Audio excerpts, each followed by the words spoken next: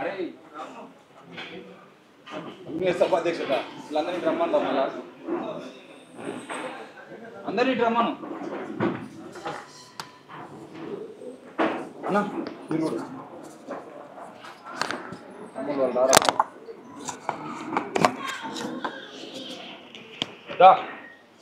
సాగరణ ఇట్లా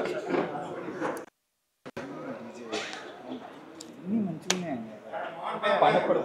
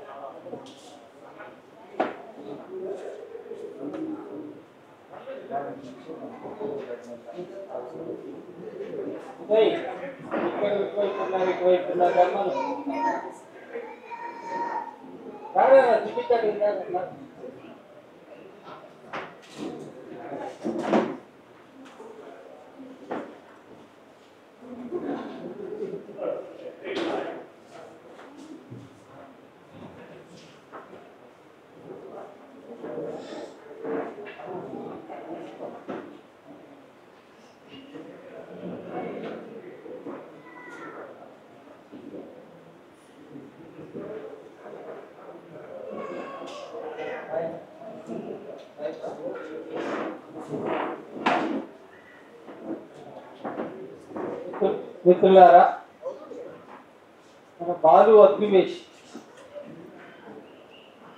కవితా సంపుటి సూక్ష్మజీవి ఇవాళ ఆవిష్కరించుకోబోతున్నాం మిత్రుల మధ్య. బాలు అగ్నివేష్ సైలెంట్గా ఉండి ఆయా సందర్భాల్లో ఇప్పుడు కానీ మాట్లాడని ఒక పిల్లాడు లేదా ఒక యువకుడు, ఒక సైన్స్ విద్యార్థి ఇంతగానం ఈ లోకాన్ని పట్టించుకుంటున్నాడు. ఇంత స్థాయిలో ఈ లోకంలో ఏం జరుగుతూ ఉన్నదో అవగాహన చేసుకుంటున్నాడు. తను చదువుతున్న సైన్స్ని, బయట జరుగుతున్నటువంటి విషయాల్ని, వివక్షల్ని, జరుగుతున్న అన్యాయాల్ని, గాజాల్ని, పాలస్తీనాల్ని, రకరకాల విషయాల్ని తన లోపలికి తీసుకొని తను చెప్పవలసిన మార్గం ఏమిటి, ఎటువైపు నుంచి ఎలా చెప్పాలి, ఏ విషయాలు చెప్పాలి, వాటిని తను ఎట్లా అర్థం చేసుకుంటున్నాడు, ఇవన్నిటినీ కూడా ఒక రూపం ఇచ్చి మన ముందు పెడితే అది ఈ కవిత్వ.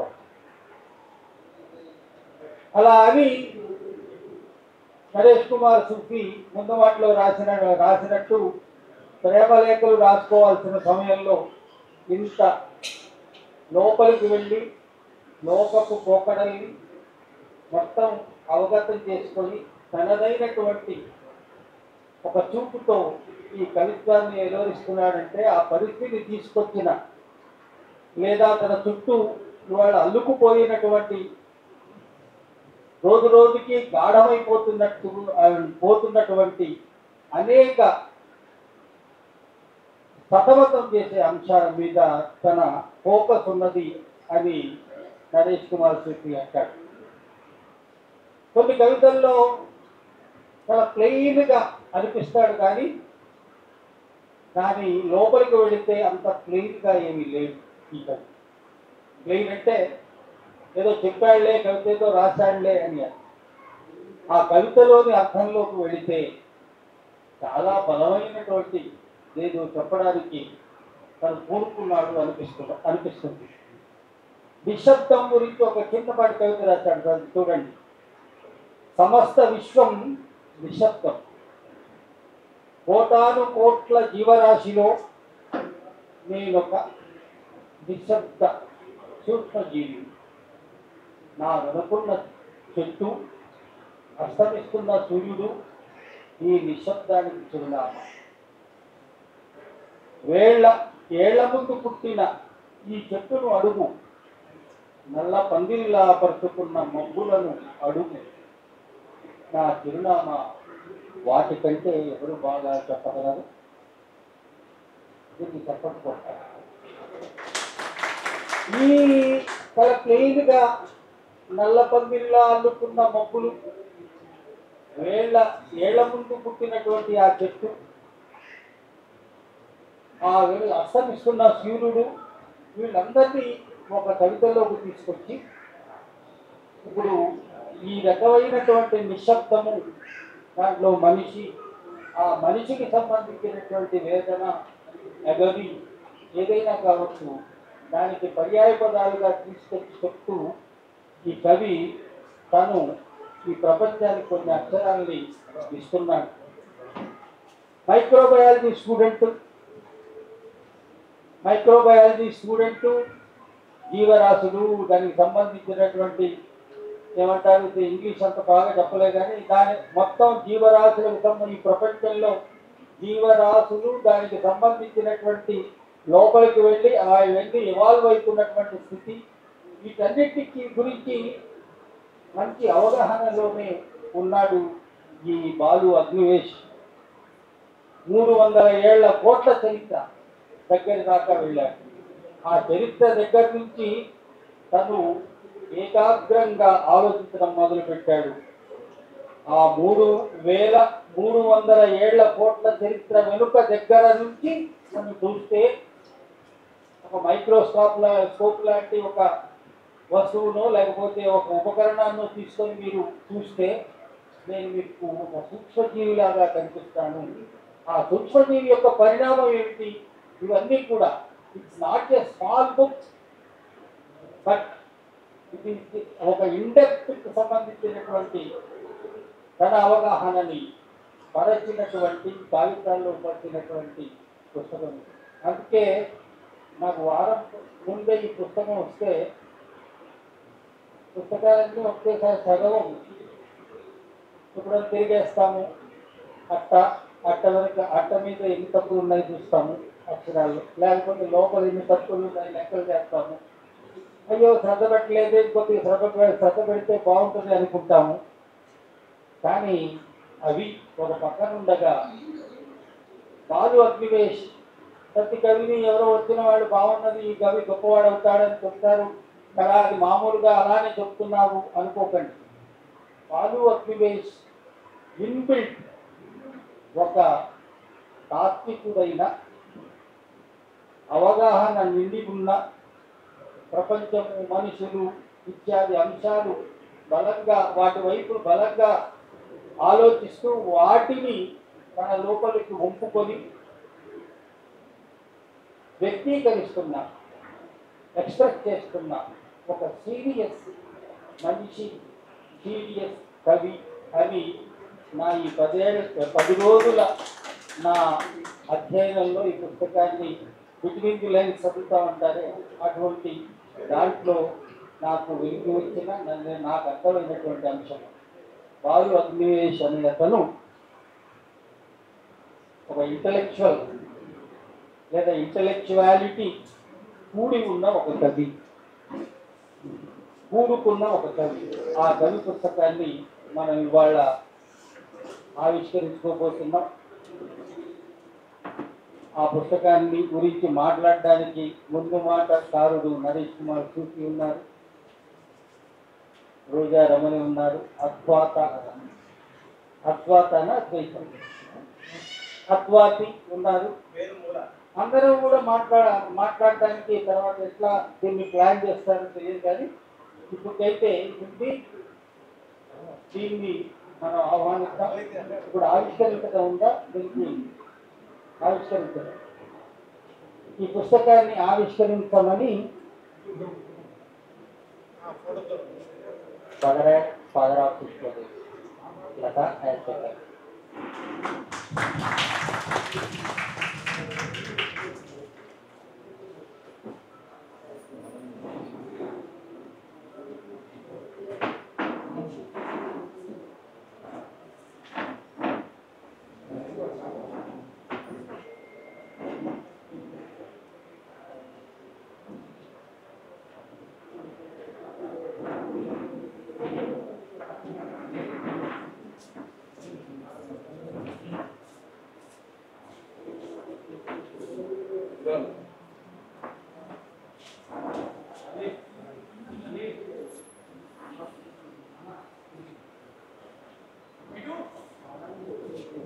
కిట్టు దా కిట్టు.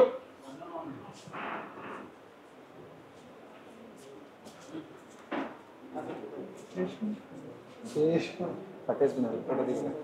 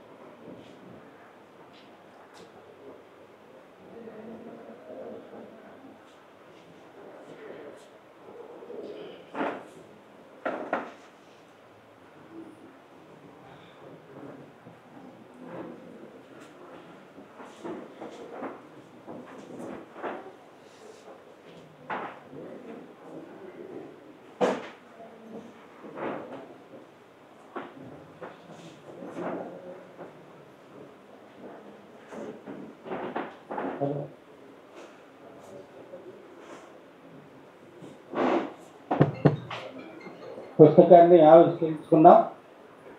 ముందు నరేష్ కుమార్ సూఫీని మాట్లాడవలసిందిగా కోరుతున్నాం. Good evening all. అన్ని సభలలో మాట్లాడినట్టు ఎక్కువ ఫార్మల్గా ఉండాలని ఏం లేదు, జస్ట్ మామూలుగా మాట్లాడుకున్నాం కదా. అది కూడా మాట్లాడేది బాలు గురించే కాబట్టి అంతే. 2018లో అరుణ్ గారితో ఉన్నప్పుడు జస్ట్ రూమ్కి వచ్చిండు అరుణ్ వాళ్ళ తమ్ముళ్ళే. వచ్చినప్పుడు పెద్దగా మామూలు కూడా పెద్దగా మాట్లాడడం రాదు, రెగ్యులర్గా మాట్లాడే అసలు ఎవరితో పెద్దగా లైట్గా కూర్చోడు, లేకపోతే అప్పుడప్పుడు ఛాయ్ తీసుకొచ్చి ఇచ్చుడు, గిన్నెలు కడుగుడు, ఇది దీని పని అంతే. ఒక నెల రోజుల దాకా మాకు ఆ చేసే పని ఏంటంటే పాపం ఎవ్వరు మా దోస్తులు వచ్చి మాట్లాడినా ఆ ఛాయ్ తీసుకొచ్చి ఇచ్చాడు. ఇట్లనే ఉండే బాలు ఇట్లా వస్తే మాకు కూడా ఏమైనా కావాలంటే బాలు ఛాయ్ కావాలంటే బాలు ఛాయ్ ఇట్లా ఉండేది. ఎప్పుడు చదవడం స్టార్ట్ చేసిండు, ఎప్పుడు మాతో కలిసి మాట్లాడిండు అనేది చక్కగా అయితే గుర్తులేదు. కానీ సడన్గా 1-2 సార్లు ఇది రాసిన అన్నప్పుడు అనిపించింది ఓకే ఈ కూడా మెల్లగా లైన్లోకి వస్తుండు. ఇట్లా మధ్యలో భయం ఏది అరుణ్ లేక మళ్ళీ ఇక్కడ ఆగమైపోతాడు అని చెప్పి అరుణ్ ఆగం వల్ల ఆడు ఇంకా బెటర్ అయిండు. అండ్ ఈడు సారీ అంటే ఇలా రచయితని ఈడు ఆడు అంటున్నామంటే రెగ్యులర్ అనుకుంటాం కాబట్టి అది నడుస్తుంది, ఏం కాదు. అంటే ఒక పిల్లాడు వాడికి 25 years ఉన్నాయి. ఇందాక డాడీ అన్నట్టు ఇట్లానే ఆ 22 years 23 years పిల్లగాడు ఒకడు ఆడొక అమ్మాయి గురించో లేకపోతే ఆడి లవ్ గురించో ఆడి లవ్ గురించో ఆలోచించాల్సిన టైంలో, ఒక సినిమా గురించి ఆలోచించాల్సిన టైంలో ఆడు దేశం గురించి ఆలోచించాల్సి ఆందోళన పడాల్సినంత అవసరం ఏమొస్తుంది? ఎంత ప్రమాదకరమైన స్థితిని చుట్టూ ఉన్న ప్రపంచం వాడికి ఇవ్వకపోతే ఆడు ఇట్లా ఆలోచించాలి. అరే పిల్లగాడు అంటే అట్లే ఉండాలి కదా, వాడు హ్యాపీగా సినిమా పోవాలి, వాడు హ్యాపీగా ఒక పిల్ల గురించి ఆలోచించాలి, వాడు చదువు గురించి ఆలోచించాలి. ఇవి దాటి ఆలోచించే పరిస్థితి ఎప్పుడు అది గొప్పదని మనం అనుకుంటాం కానీ అది గొప్పది కాదు, అది ప్రమాదకరమైన స్థితి.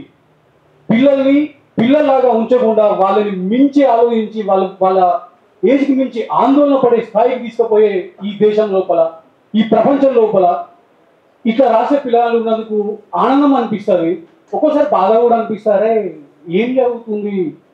ఈ పిల్లలు కూడా ఇట్లా మళ్ళా ఇంకో పోరాటం, ఇంకో తరం మళ్ళా పోరాటం, దీనికి ఎండ్ ఎక్కడ ఉంటుంది? అండ్ మళ్ళీ ఒక బాధ్యతను ఎట్టబడతారు. నువ్వు పలానా ఇది కదా రాయాల్సిన బాధ్యత నీ మీద ఉంది అనే మాట నేను 2-3 సార్లు, నువ్వు దళిత్ కదా నువ్వు రాయాల్సిన బాధ్యత, దళిత్ అనేంత మాత్రం వాడు అదే రాయాల్సిన బాధ్యత ఎందుకు ఉంది? వాడు అదే ఎందుకు రాయాలి? వాడు ఆ కష్టమే ఎందుకు రాయాలి? వాడికి ఆనందం రాయాలి కదా, వాడికి ఆనందమైన జీవితం ఇప్పటిదాకా ఇయ్యలేకపోయిన ఈ సమాజం కదా సిగ్గుపడాలి.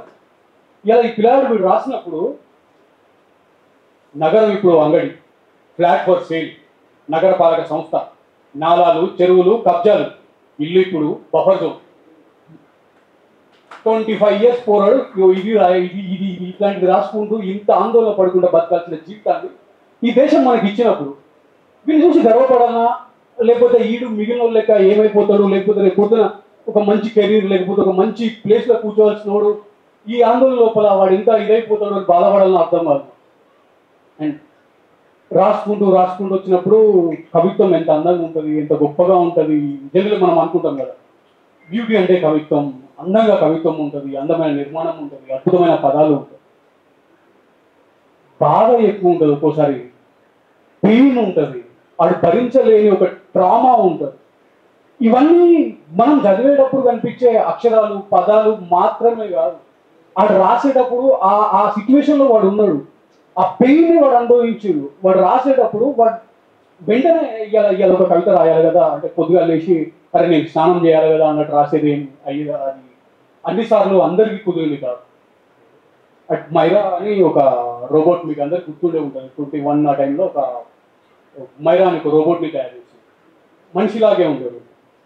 ఆ రోబో గురించి రాసుకుంటా నువ్వెంత లక్కీ, నీకు కులాలు మతాలు ఏం లేవు కదా అంటే రోబో గురించి ఆలోచించే ఒక స్టేజ్ ఒక తరం లోపల వాడు ఇక్కడ మళ్ళీ ఎక్కడున్నాడు అంటే కులం గురించి బాధపడే దగ్గరనే ఉన్నాడు. ఇంత గ్యాప్ని మనం ఒక కులం అని ఒక్క మాటతో మొత్తం నాశనం చేసినాం కదా అనిపించింది. అండ్ ఇంకా కొంతమంది ఇట్లనే రాస్తాను లేకపోతే బాధపడతాను ఉండే ఉంటారు. సరే పర్లేదు, రేపు ఎవడో ఒకరు నిలబడాలి, ఎవడో ఒకరు కొట్లాడాలి, ఎవడో ఒకడు ఉండాల్సిందే. అయితే అది మా బాలుగడ అయినప్పుడు ఇంకా సంతోషమే కాబట్టి ఇలా బాలు రాసినందుకు దాన్ని పుస్తకంగా తీసుకురావాలనుకున్నందుకు హ్యాపీగా అనిపించింది. పుస్తకం ముందు చిన్నగా దాంట్లో వెళ్ళి ఒక క్యాన్వాలో డిజైన్ చేసుకొని వాడే చేసుకొని అన్ని పోయమ్స్ అన్ని చేసుకొని ఫస్ట్ ఈ బుక్ వేద్దాం అనుకున్నాను. తర్వాత శేషుతో కలిసి ఇది రావాల్సి వచ్చింది. వచ్చేటప్పుడు అంటే చదివేటప్పుడు అప్పటిదాకా లైట్ తీసుకున్నాం, ఫేస్బుక్లో పెట్టినా కూడా రెగ్యులర్గా చదివేది ఏం లేదు పాపం. ఎప్పుడు అరే బాలు ఇది మంచిగా ఉంది, ఇది ఇట్లా రాయి అని మేము చెప్పారు. అండ్ ఆ పుస్తకం కోసం చదివేటప్పుడు కూడా అట్లా చెప్పాలనిపించలేదు, తెలుగు రాష్ట్రం ఇట్లా కదా రాయాలి అని చెప్పాలనిపించలేదు. ముందు దిద్దినప్పుడు రెండోసారికి చెప్పే అర్హత మనకు లేదు. అండ్ నెంబర్ 2 ఏ మాత్రం దాన్ని ఎక్కువ ఎడిట్ చేసినా ఆడు ఏదైతే చెప్పాలనుకున్నాడో పాయింట్ ఎగిరిపోతుంది. కవిత అందంగా ఉండొచ్చు, ఆ పెయిన్ పోతుంది. కోర్స్ కొన్ని ప్లేసులలో చెప్పి ఇది తీసుకొని కొన్నిటి తప్పించడం తీసేసి ఇది తీసుకొచ్చు. అండ్ కవిత్వం అనేది స్పెషల్గా ఏమన్నా ఉంటుందా, దానికి మన ఇవి ఉంటాయా అనే దాని మీద నాకు పెద్ద ఏం తెలియదు. ఎట్లా రాస్తే కవిత్వం అవుతుంది అంటే తక్కువ ఒకసారి ఒక ఇమేజ్ గుర్తుకొస్తారు. ఎక్కడనో గాజాలో పిల్లాడు పడ్డది మనకి పేపర్లో చూస్తారు, ఓ లైన్ గుర్తుకొస్తుంది, ఎవరో కవి రాస్తారు. ఒక ఎన్కౌంటర్ జరుగుతుంది, రక్తంతో ఉన్న ఒక చిన్న పేపర్ అక్కడ వడి ఉన్న ఇది కనిపిస్తుంది, ఇంకెవరో రాసింది కనిపిస్తారు. మోసుకున్న పెయిన్ని తప్పించుకోవడం ఒక లెక్క అయితే, ఆ పెయిన్ని గుర్తు చేయడం, ఇంకొకరికి అందించడం కాదు. అది పెయిన్ని మన నెత్తి మీద మోపడం కాదు, అది గుర్తు చేయడం. ఏ కవి బాధ రాసినా, ఏ కవి తన కోపాన్నో ఇంకోదాన్నో రాసినా కూడా మీ గుర్తు చేస్తున్నాడు, వరే నేను ఇంత బాధపడుతున్నా, నాలాగా బాధపడేవాళ్ళు ఉన్నారు, మీ చుట్టూ ఇట్లాంటి వాళ్ళు ఉన్నారని గుర్తు చేస్తున్నారు. అంతే తప్ప మనకు బాధ ఎత్తట్లేదు. ఈ కవిత్వం చదివి నేను బాధపడ్డా, ఈ కవిత్వం చదివి నేను ఏడ్చిన లాభం లేదు బ్రో. నువ్వు ఇప్పుడు ఆ రాత్రి నువ్వు ఏడ్చినంత మాత్రం పెద్ద గొప్పగా ఏం కాదు కదా. ఆ కవిత్వం చదివి గుర్తుపట్టు, నా పక్కన ఇంకా ఉంది, ఇలాంటి కవిత్వం ఉంది, ఇట్లాంటి కవిత్వం రాసే పరిస్థితి ఉంది, ఇట్లాంటి ఆలోచనలు ఉన్న మనుషులు ఉన్నారు. ఇవి గుర్తు చేసుకోవడం కావాలి, ఇది ముందుకు వెళ్ళడం కావాలి. దానికి అట్లా చేయాల్సిన పని ఏ రకంగా చేసిన, అది కవిత్వం కావచ్చు, ఇంకేదైనా కావచ్చు. ప్లకార్డ్ పట్టుకొని రోడ్డు మీద నిలబడడం కూడా కావచ్చు. రోడ్డు మీద ప్లకార్డ్ పట్టుకొని నిలబడడం పక్కన పెట్టి ట్వీట్లు రీట్వీట్ చేసేందుకు అరెస్ట్ అయ్యే టైంలో ఉన్నాం మనం. జర పేర్లు మర్చిపోయినా కూడా జైలులో పోయే ఇదిలో ఉన్నాం కాబట్టి కొంచెం వెనక ముందు చూసుకొని రాయాలి, జైల్లో వేటట్టే రాయాలి, ఏం పర్లేదు. బాలు బ్రేవ్. Thank you.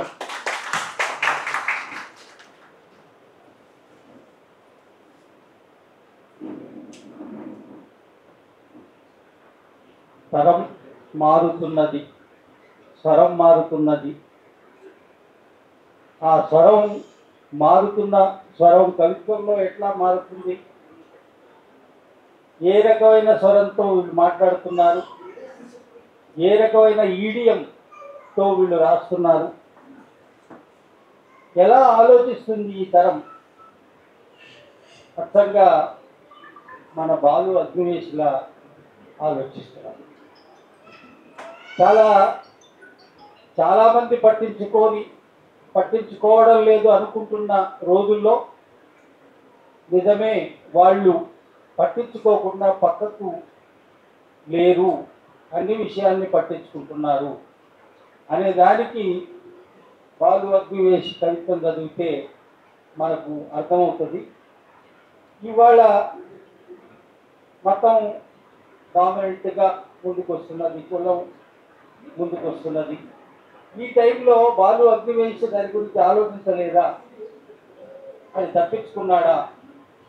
లేదా కేవలం చెట్లు, సూక్ష్మజీవులు వీటి గురించే మాట్లాడా? ఎట్లా మాట్లాడాడు? ఇండ్లు వీళ్ళకే ఇవ్వబడతాయి, వెజిటేరియన్స్ ఓన్లీ, కులాలు లేవు, మా కులం తప్ప, మతం ప్రమాదంలో ఉంది మేము అధికారంలో ఉన్నంత వరకు.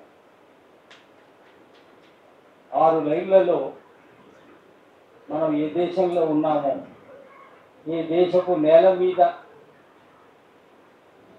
సబ్ అచ్చే దిల్ సబ్ ఠీక్ హై అని అంటున్నాము, ఏం ఠీక్గా లేదు, అచ్చే దిల్గా లేవు అని చెప్పే ఈ 6 లైన్ల కవితని ఒక పెద్ద పోస్టర్గా వేసి నగరం నడిబొడ్డు మీద అతికిస్తే దాన్ని బాలు అగ్నివేశ్ పట్టించుకుంటున్నాడు.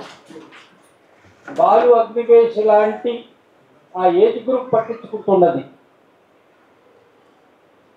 అంతకంటే కన్సర్న్, ఈ సమాజం పట్ల కన్సర్న్గా ఉన్నది అని చెప్పేందుకు ఈ పుస్తకం ఎవరి చేతిలో ఉందైనా పెడితే చాలు, ఎంత కన్సర్న్గా ఉన్నదో తెలుస్తుంది. అంత కన్సర్న్ ఈ సమాజం పట్ల ఉన్న బాలు అగ్నివేశ్ కవిత్వాన్ని గురించి మాట్లాడడానికి ఇప్పుడు రోజా రమణిని ఆహ్వానిస్తున్నా. రోజా రాలి.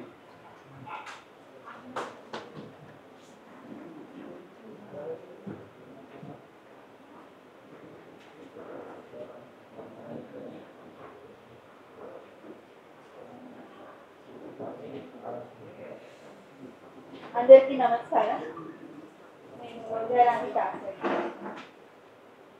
బాలు పుస్తకం ఇచ్చి పుస్తకం గురించి మాట్లాడాలంటే నేనులే ఆ టైంకి వచ్చినప్పుడు ఏదో ఒకటి జంతు తప్పించుకోవచ్చు అంటే ఇష్టం లేక కాదు, మాట్లాడాలంటే భయం. అయితే ఖచ్చితంగా ఇక్కడ కూర్చోబెట్టి ఖచ్చితంగా మాట్లాడాల్సిందే అనే ఒక పరిస్థితి తీసుకొచ్చేసింది. అయితే ఇప్పుడు నేను చెప్పదలుచుకున్న ఏంటంటే, ఆలోచనలన్నీ అక్షరాలు కాలేవు, అక్షరాలన్నీ అచ్చు కాలేవు, అచ్చయినాక ఆ కమ్మలన్నీ అతికి పుస్తకం లేక మన చేతిలో ఉన్నదంటే అది ఖచ్చితంగా ఒక రచయిత విజయం. మొదటగా సూక్ష్మజీవి బాలుకి శుభాకాంక్షలు. అయితే పుస్తకం చదివినప్పుడు నాకు ఏమనిపించిందంటే, ఈ పుస్తకాల్లో చెప్పిన ముచ్చట్లన్నీ మనకు కనిపించేది, అంటే దాదాపు కనిపించేది. వివక్ష, అభివృద్ధి పేరుతో జరుగుతున్న మోసాలు, కరోనా కాలంలో జరిగిన సంఘటనలు, యుద్ధం, రైతుల స్థితి, చావులు, బతుకులు, ఆన్లైన్ ప్రేమలు, అమ్మ ప్రేమ, అమ్మాయి ప్రేమ. ఇందులో కొన్ని స్పష్టంగా మనిషికి కనిపించేవైతే కొన్ని అనుభవిస్తేనే అర్థమవుతాయి. అయితే అందరికీ అన్నింటినీ చూడబుద్ధి కాదు, అనుభవించబుద్ధి కూడా కాదు, వాటి గురించి మాట్లాడబుద్ధి కూడా కాదు. మనకి ఎందుకులే అని విని వదిలేయబుద్ధి. ఇది ఒక రకం వివక్ష అనుకోవచ్చు, ఇది కూడా ఒకలాంటి వివక్షనే. లేదంటే ఇది ఒక పర్సనల్ చాయిస్ కూడా కావచ్చు, అందరికీ మాట్లాడబుద్ధి కాదు కదా. ఇవన్నీ చూడాలంటే, పట్టించుకొని ఏదైనా మాట్లాడాలంటే మన మెదడో లేదంటే మనసో మైక్రోస్కోప్గా మారాలి. అన్నింటినీ దాటుకొని ఒకవేళ ఇవన్నీ చూసినా మనకు ఎందుకులే అని పక్కన పెట్టే జనాలే ఎక్కువ ఉంటారు. కానీ బాలు ఏం చేసిందంటే అట్లా అన్నింటిని పక్కన పెట్టకుండా అన్నింటిని పోగేసి ఆలోచనల్లోనే ఆగిపోకుండా అక్షరాల్లో నింపేసి ఇట్లా పుస్తకం వచ్చేసి మన చేతిలో పెట్టేసింది అనమాట. సో అంటే గెలవడం అంటే ఒక అడుగు ముందుకు వేయడం అని నేను నమ్ముతాను. ఆ ప్రయాణంలో అన్నీ నేర్చుకుంటాం. ఈ పుస్తకంతో ఆ ప్రయాణాన్ని మొదలుపెట్టిండు బాలు. రాయడం నేర్చుకుంటున్న తరుణంలోనివి అని తన వెనక మాటలో తను స్పష్టంగా చెప్పింది అనమాట. సో నేను కూడా నేర్చుకుంటున్న దాన్నే కాబట్టి ఇందులో తప్పొప్పుల గురించి మాట్లాడాల్సిన అవసరం నాకు అంటే నేను మాట్లాడలేను. బట్ నాకేం నచ్చినాయో, ఈ పుస్తకంలో ఏమేమి నచ్చినాయో నేను మాట్లాడతాను. ఈ పుస్తకంలో కొన్ని ప్రశ్నలు ఉన్నాయి, కొన్ని సందేహాలు ఉన్నాయి, కొంత నిరసన ఉంది, కొంత ఆవేదన కూడా ఉంది. అయితే మొత్తగా నాకు అంటే బాగా నచ్చిన ఒక కవిత, ఆన్లైన్ లేఖ. ఇప్పుడు బతుకంతా హార్డ్వేర్ పరికరాల సాఫ్ట్వేర్ టూల్సే కదా అన్నాడు బాలు. నిజమే, భావోద్వేగాలన్నీ ఇప్పుడు ఆన్లైన్లోనే ఉన్నాయి, ఆఫ్లైన్లో అంతా శూన్యం. పక్కనే కూర్చుంటాం, పట్టనట్టే ఉంటాం, కానీ ఏదైనా పోస్ట్ పెడితే హార్ట్ సింబల్ పట్టుకున్న ఒక బుడ్డోడు ఉంటాడు కదా, దాన్ని మాత్రం కామెంట్ పెడతాం అనమాట. ఇప్పుడు ఇరువురి నడుమ ప్రేమను రీల్స్లో బంధించడమే ప్రేమను ఆఫ్లైన్లో ఆస్వాదించడాన్ని ఎప్పుడో మర్చిపోయిన మనుషులకు ప్రేమ దొరకలేదని గోల చేసే హక్కు లేదు.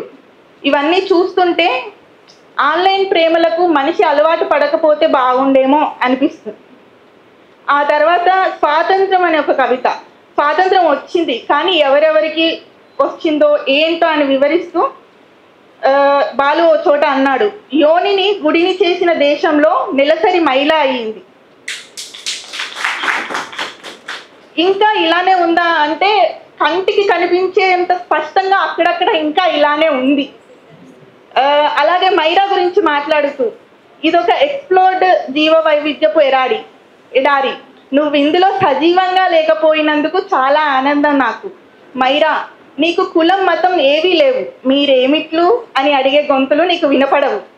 ఈ వాక్యం చదవగానే ఇదేదో బాగుందే అనిపించింది. అంటే కుల వివక్ష ఎదుర్కొన్న ప్రతి ఒక్కరికి మనం కూడా ఒక మైరా అయిపోతే బాగుండేమో అనిపిస్తుంది ఖచ్చితంగా ఈ లైన్ చదివినప్పుడు.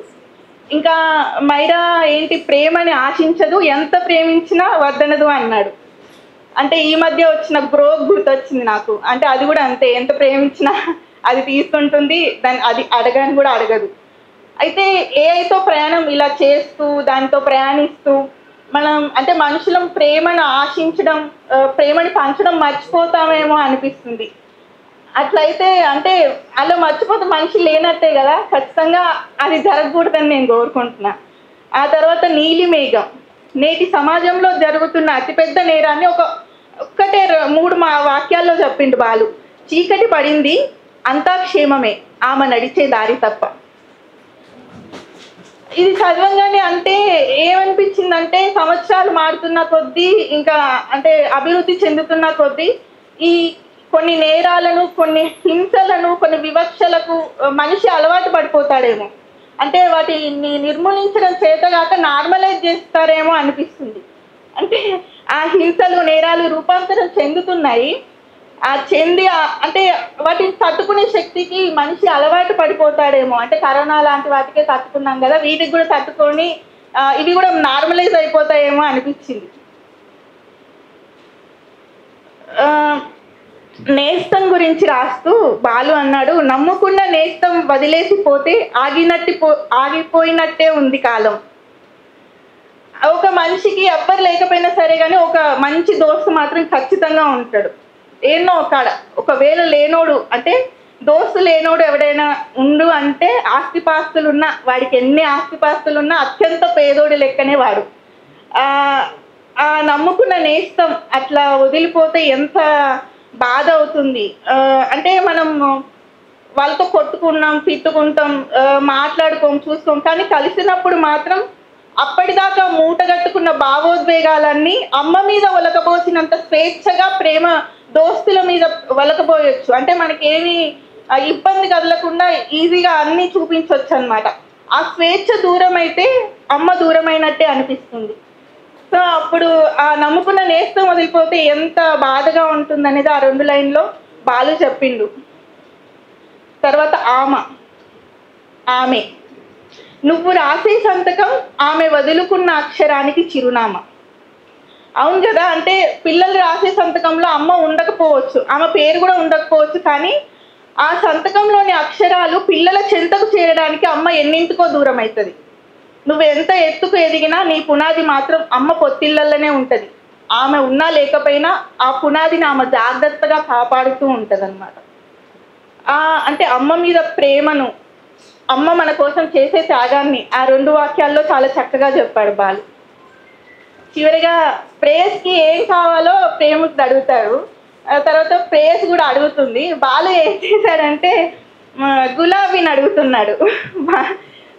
మై డియర్ గులాబీ, కొంచెం నీవు నాతో వస్తే నా ప్రేయస్కి కానుక ఇచ్చుకుంటా. అంటే అంత ప్రేమగా అడిగితే గులాబీ కూడా ఈజీగా వచ్చేస్తుంది అనుకుంటా, వచ్చేసినట్టుంది. ఇంకా ఇట్లా మాట్లాడుకుంటూ పోతే నాకు చాలా కవితలు నచ్చాయి. డియర్ ప్రేయసి, పృథ్వీ, అప్పట్లో ఒకడు ఉండేవాడు, బతుకు నిరసన, ఇలా చాలా చాలా కవితలు బాగున్నాయి, నాకు నచ్చాయి, చాలా బాగుంది. ఇట్లా ముళ్ళ కంపలలో చిక్కుపోయిన ఇలాంటి మంచి మంచి ముచ్చట్లు ఎన్నో ఏరేరి తెచ్చి ఒక ఆడ పోగేసిద్దు బాలు. ఎన్ని ముళ్ళు గుచ్చుకున్నాయో, ముందు ముందు ఇంకెన్ని ముళ్ళు గుచ్చుకుంటాయో. అయితే ఏ గాయమైనా ఎప్పటికైనా మానేదే. మచ్చలు లెక్క పెట్టుకోకుండా ఇలాంటి ఇంకా ఎన్నో ముచ్చట్లు మైక్రోస్కోప్ అయి మన ముందుకు తేవాలని, తన ప్రయత్నాన్ని, నేర్చుకునే ప్రయాణాన్ని ఇలాగే కొనసాగించాలని కోరుకుంటూ ఇలా మాట్లాడడానికి అవకాశం ఇచ్చిన బాలుకి, విన్న మీ అందరికీ కృతజ్ఞతలు. Thank you.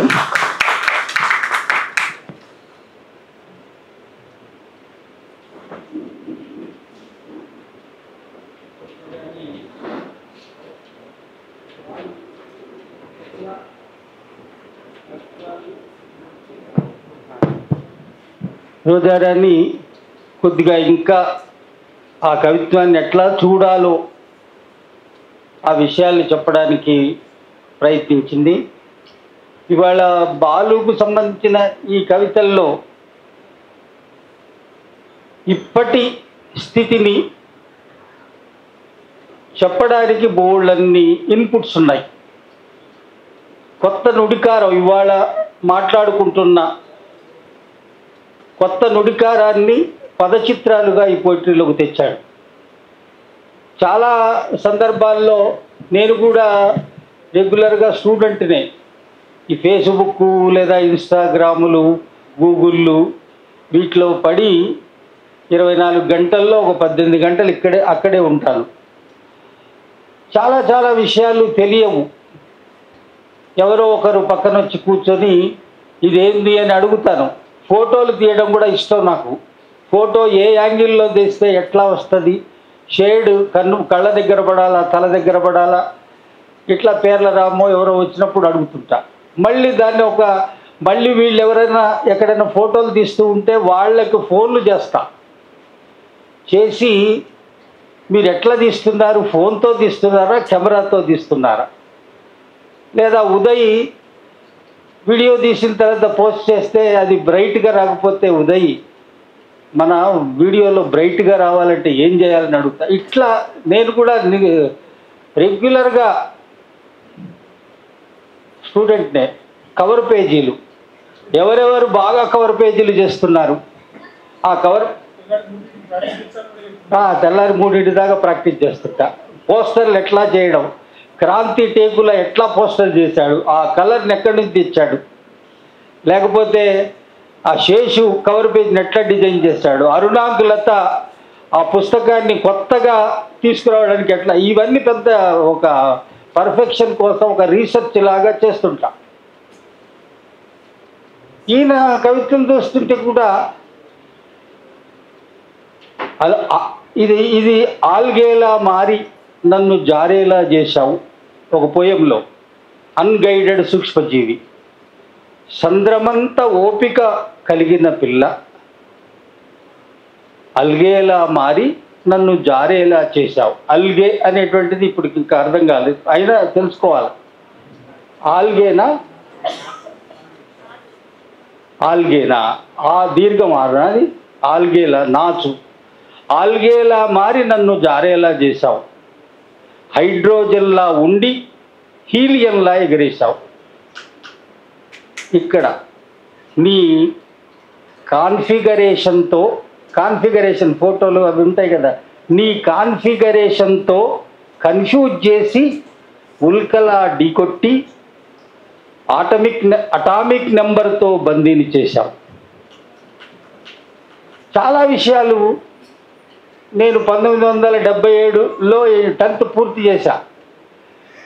అప్పటికల్లా కొన్ని తెలుగు పదాలు అప్పుడు చందమామ బాలపిత్తళ్ళు మా క్లాసుల్లో వచ్చి వచ్చినాయి, మా ఊళ్ళో నుంచి వచ్చినాయి. నేను ఏడికిపోతే ఆడ దోస్తుల దగ్గరికి వచ్చినాయి. మళ్ళీ ఇంటర్ డిగ్రీలో కొన్ని పదాలు వచ్చినాయి.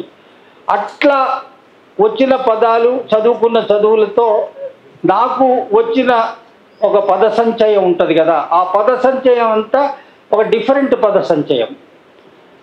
ఇప్పుడు వీళ్ళు బాలు అగ్నివేశు ఈ జనరేషను ఈ కాన్ఫిగరేషన్స్ ఆల్గేలు లేదా ఇది తర్వాత హీలియంలు ఇవన్నీ కూడా ఈ పద సంచయం అంతా కవిత్వంలోకి వస్తుంది. ఆ పద సంచయాన్ని కవిత్వంలోకి తీసుకురావడంతో పాటు దానికి ఒక ఆత్మను తొడిగి కవిత్వం చేయడము బ్రహ్మాండంగా ఉంది. ఆ బ్రహ్మాండం లాంటి బాలు అగ్నివేశ కవిత్వం గురించి మన అన్న అద్వాతి మాట్లాడే ముందు సాయి ఒక పాట పాడితే బాగుండు అన్నాడు. బాలు డిజైనర్ కూడా, అసలు ఆ ఈవెంట్ని ఎట్లా డిజైన్ చేయాలో చూడు. మనం మాట్లాడుతున్నాం, అందరూ ఎక్కడెక్కడ ఎలా వింటున్నారు నేను గమనిస్తున్నాను. బాలు ఇప్పుడు పాట పాడితే బాగుంటుంది సార్ అన్నాడు. సాయి వచ్చి ఒక పాట పాడిన తర్వాత మనం అద్వాతిని విందాం.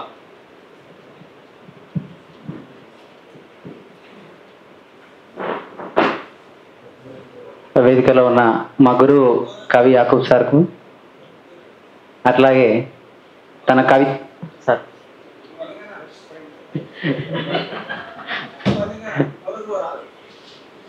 తన కవిత్వాన్ని సూక్ష్మజీవి పుస్తకంగా తీసుకొచ్చినటువంటి బాలుకు ఈ సందర్భంగా శుభాకాంక్షలు తెలియజేస్తూ, విశ్వమానవ వీణ పైన విష నిషాదం ధ్వనిస్తుంటే, విశ్వమానవ వీణ పైన విష నిషాదం ధ్వనిస్తుంటే, విశ్వమానవ వీణ పైన విష నిషాదం ధ్వనిస్తుంటే, గీతమా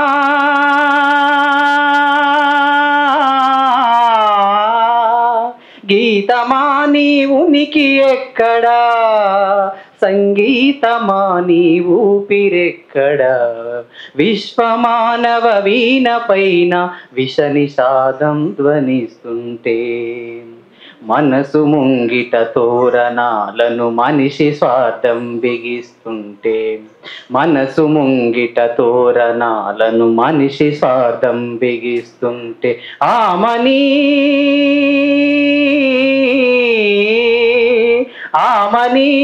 గమనమెందుకు, హేమంతమా సీమంతముందుకు, విశ్వమానవ వీణ పైన విష నిషాదం ధ్వనిస్తుంటే, రక్షరేకుల సాములోరే భక్షణానికి బరి తెగిస్తే, శాంతమా శాంతమా నీ ఊసులెందుకు, ప్రశాంతమా నీ భాసలెందుకు, విశ్వమానవ వీణ పైన విష నిషాదం ధ్వనిస్తుంటే, అలం పైన కలం పైన సకల సామిక జనం పైన, హలం పైన కలం పైన సకల సామిక జనం పైన, కూటనీతులు మాటు వేస్తే పోరాటమామో మాటమెందుకు, విశ్వమానవ వీణ పైన విష నిషాదం ధ్వనిస్తుంటే, విశ్వమానవ వీణ పైన విష నిషాదం ధ్వనిస్తుంటే, విద్యలే వాణిజ్యమైతే చదువు భారం చంపుతుంటే, విద్యలే వాణిజ్యమైతే చదువు భారం చంపుతుంటే, బాల్యమా బాల్యమా నీ లాస్యమెక్కడా, భావమా నీ ఎదుగుడెక్కడ, విశ్వమానవ వీణ పైన విష నిషాదం ధ్వనిస్తుంటే, విశ్వమానవ వీణ పైన విష నిషాదం ధ్వనిస్తుంటే. Thank you.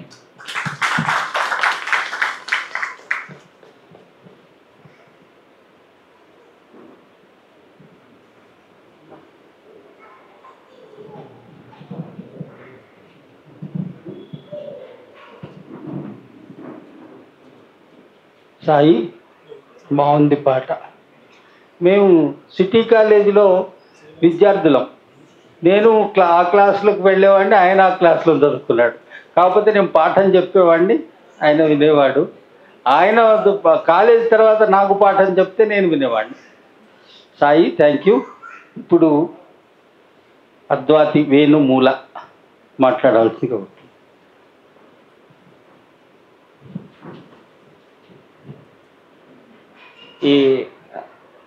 నా పేరు వేణుమూల. అంటే నాకు ఇది ఫస్ట్ టైం చాలా క్యాజువల్గా మాట్లాడాలనుకుంటున్నా. ఈ అందమైన సాయంత్రాన్ని ఇంత ధిక్కారంగా మలిచినందుకు, ఎన్నో ముగింపు వాక్యాలకి ఇక్కడ చరమగీతం పాడాలనుకొని ఈ సాయంత్రాన్ని ఇంత ధిక్కారంగా కొనసాగిస్తున్నందుకు బాలన్నకు మరియు ఈ వేదికపై నాకు అర్హత ఉందో నాకు తెలియదు. అంటే నాకు ఇదంతా సాహిత్యం రాయడం, అక్షరాలు రాయడం ఇవన్నీ నాకు చాలా కొత్త. అలాంటిది నేను ఒక సభకు వచ్చి అక్కడ వేదికపై ఉండి నా ముందు ఇంతమంది కూర్చుంటే వాళ్ళతో వాళ్ళ ముందు నేను ఇలా మాట్లాడగలుగుతానని అనుకోలేదు ఎప్పుడు. అలాంటి ఒక అవకాశాన్ని ముఖ్యంగా కవి యాకూబ్ గారితో వేదికను పంచుకునే అవకాశాన్ని ఇచ్చినందుకు బాలు అన్నకి ప్రేమలు.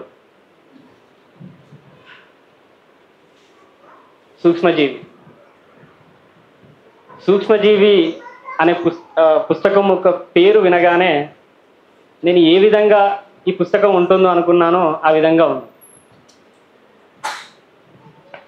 చాలామంది సాధారణంగా సూక్ష్మజీవి అనగానే అదొక సైన్స్ యొక్క పదం, సైన్స్లో ఉండే పదం. సో ఈ పుస్తకంలో కూడా సైన్స్కి సంబంధించిన అంశాలు ఏమైనా ఉంటాయేమో. సో మళ్ళీ బాలు చేసేది కూడా మైక్రోబయాలజీ కాబట్టి ఆ మైక్రోబయాలజీ సబ్జెక్ట్ను ఏమన్నా పెట్టి ఉన్నాడేమో, అలాంటి ఒక కవిత్వాన్ని ఏమైనా రాసిండేమో అని అనుకుంటాం. కానీ ఇక్కడ ఉన్న సూక్ష్మజీవి అది కాదు.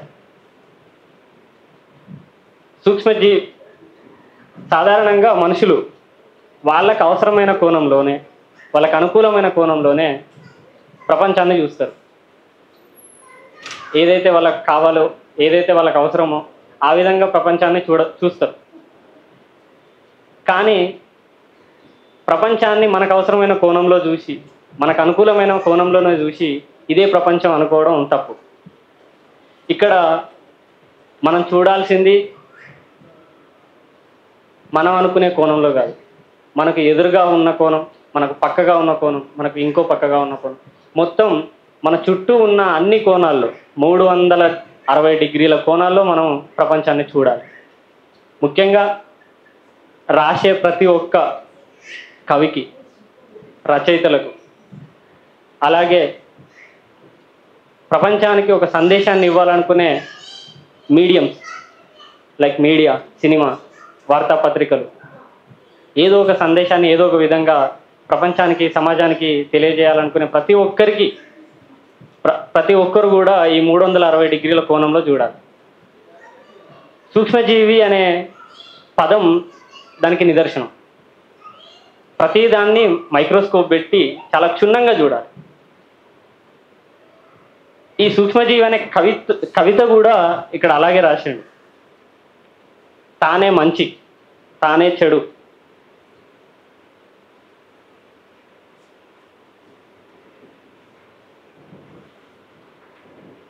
తానే కోపం, తానే శాంతం. ఈ ప్రపంచంలో జరుగుతున్న ప్రతి ఒక్క అంశానికి, ప్రతికూలతకు, అనుకూలతకు తానే కారణం. విశ్వం ఆవిర్భావానికి తానే కారణం, విశ్వం అంతానికి తానే కారణం. ఈ విశ్వంలో లేదు అనే చోటు ఎక్కడా లేదు. ప్రతి ఒక్క చోటులో, ప్రతి ఒక్క అణువులో సూక్ష్మజీవి ఉంటుంది. సాధారణంగా మనం ఒక వాక్యం అనుకుంటాం, ఇందుగలడు అందుగలడు అని సందేహం వలదు, ఎందెందు వెతికినా అందందుగలడు అని. నేను పేరు చెప్పదలుచుకోలేదు, వాటికి నిదర్శనంగా చేస్తారు. కాకపోతే ఇక్కడ సూక్ష్మజీవి దానికి నిదర్శనం. ఒక సూక్ష్మ జీవిగా బాలు ఈ ప్రపంచాన్ని చూసిన తీరు అద్భుతం. మైక్రోబయాలజీ చేస్తూ ఆ జీవశాస్త్రం యొక్క భాషని ఈ కవిత్వంలో పేర్చుతూ, కవిత్వం అంటే అక్షరాలని అందంగా చేర్చి అలంకరించి వాటిని ప్రాసలుగా మలిచి రాయడమే కవిత్వం కాదు. అనుకున్న భావనలను, చెప్పాల్సిన సందేశాన్ని, ఇవ్వాల్సిన సందేశాన్ని కూడా ప్రజలకు ఏదైతే అవసరం, ఏదైతే అక్కడ కావాలి, ఈ యొక్క ప్రతి ఒక్క అవసరాలని దృష్టిలో ఉంచుకొని చెప్పడమే, ఇవ్వడాన్నే సందేశం అని నేను అనుకుంటా. ఇలా సందేశాన్ని ఇవ్వడం కవిత్వంగా కవిత్వం అనేది ఒక మీడియం. ఇందులో మిగిలిపోయిన కళలు అనే కవితలో చూసిన కళ్ళకు చూపు కరువై, మోసిన జబ్బకు బతుకు కరువై, తవ్విన కుంటకు నీళ్లు కరువై, పెట్టిన చేతికి పేరు కరువై, నేర్పిన విద్యకు తెలివి కరువై, దున్నే పొలానికి నాగలి కరువై, కళలు కళలుగానే మిగిలిపోతున్నాయి. అంటే ఇందులో నేర్పిన విద్యకు తెలివి కరువై అంటే చాలామంది ఇప్పుడున్న యువత, తప్పుదారిలో నడుస్తున్న యువతే కావచ్చు, వాళ్ళు ఎందుకు విద్య నేర్చుకుంటున్నారో తెలియకుండా పోతుంది. ఈ విద్య అవసరమైన కోణంలో నేర్చుకుంటున్నారా, అనవసరమైన కోణంలో నేర్చుకుంటున్నారా అనేది ఇక్కడ ఉన్న లైన్కి నిదర్శనం. నేర్పిన విద్యకు జ్ఞానం కరువై.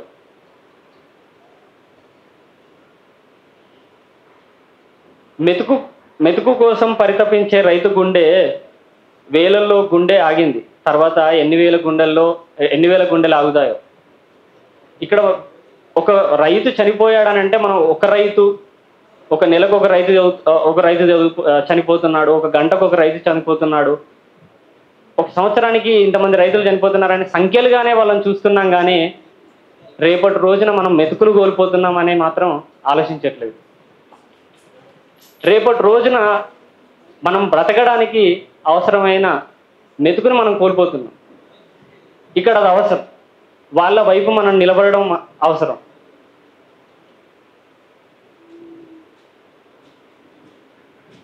మతం ముసుగులో మన దేశంలో జరుగుతున్న అంశాలు, ఆదివాసీలపై జరుగుతున్న మారణ హోమాలు, ప్రతి ఒక్కరు మాట్లాడాల్సిన అవసరం ఉంది. ఒక సందర్భంలో ఒక విషయాన్ని మనం ముందుకు తీసుకొచ్చామని అంటే అది ప్రపంచానికి అవసరమైన సందర్భమా కాదా అనేదే నేను నమ్ముతాను. ఇక్కడ అట్లాంటి సందర్భాలన్నీ బాలు తీసుకొచ్చింది.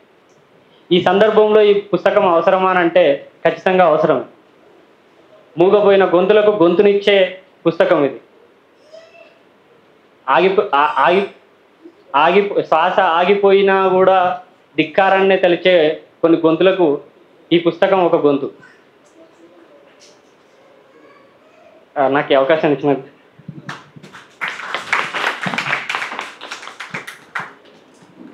చాలా మంచి ఫ్లోలో మాట్లాడుతున్నావు. ఇంకా కంటిన్యూ మంచి ఫ్లోలో నడుస్తుంది. ఈ పొయిట్రీ గురించి మీలాంటి వాళ్ళు ఎట్లా అర్థం చేసుకుంటున్నారు? అసలు బాలు రాసినటువంటి పోయము ఎంత రిలేట్ చేస్తున్నది అనే విషయాన్ని మీలాంటి వాళ్ళు మాట్లాడితే, మాలాంటి వాళ్ళు వింటూ ఉంటే మనం చేసే పని ఎంత సమర్థవంతంగా చేస్తున్నాం, ఎంత టైమ్లీగా చేస్తున్నాం అనేది అర్థమవుతుంది. అప్పుడప్పుడు నాకే ఒక క్వశ్చన్ వస్తుంటుంది, అసలు ఎందుకు రాస్తున్నాం మనం పుస్తకాలు, ఇవన్నీ ఎందుకు రాస్తాం? పుస్తకాలు రాయడము అంటే మనం చూసినటువంటి విషయాలను లేదా అవగాహన ఉన్న విషయాలను మనలోకి తీసుకొని మనం రాస్తాం. దేనికోసం రాస్తాం అంటే బెటర్మెంట్ ఆఫ్ సొసైటీ. సొసైటీ అంటే ఏమిటి? ఒక గ్రూప్ ఆఫ్ పీపుల్ని కలిపితే ఒక సొసైటీ. సమాజం అంటే మనుషుల యొక్క గ్రూపు. ఆ గ్రూపు ఉన్నటువంటి ఆ సమాజం బాగుపడాలి, ఇంకా బెటర్ కావాలనేది ఉద్దేశం. సాహిత్యం అంటే కూడా అదే కదా అర్థము. సమాజం యొక్క హితం కోరుకునేది అనేది సాహిత్యం.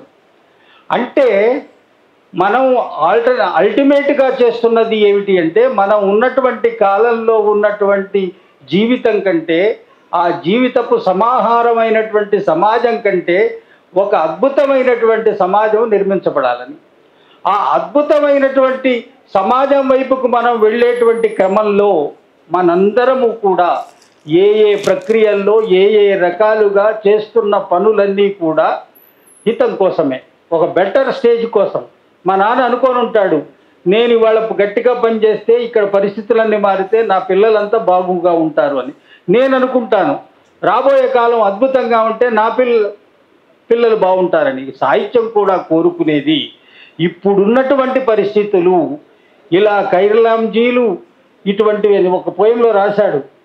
అయ్యా ఇదే తను విల్లుపురం, కారంచేడు, నీరుకొండ, సుండూరు, కంబాలపల్లి, కైర్లాంజీ, హత్రాస్, ఆఫ్రికన్ అమెరికన్ జిల్లాలు మారిన దేశాలేవైనా అన్నీ అంటరాని వెతలే.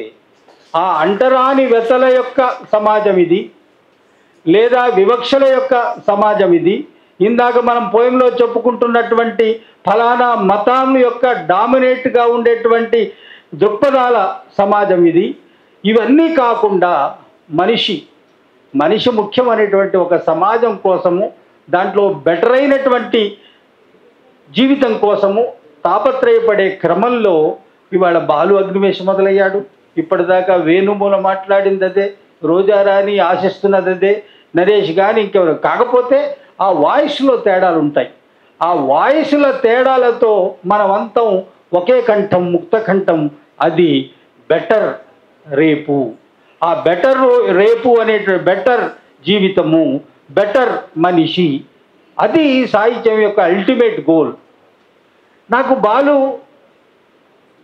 నరేషు, అరుణాంకు, శేషు, క్రాంతి ఇదంతా ఒక టీం లాగా ఇంటికి రావడాలు, నేను కలవడాలు, డాడీ అనడం, అన్న అనడం, ప్రేమ, ఇట్లా ప్రేమ పడుతుండే. నాకు బాలుని చూస్తే ఈ మొత్తం గ్రూపులో పక్కకు ఉండి అన్నకు సహాయపడుతూనో, ఫ్రెండ్కి దగ్గర అవుతూనో, లేకపోతే చెప్పిన మాట వింటూనో, మొత్తం మీద ఈజ్ అలర్ట్గా ఉంటాడు.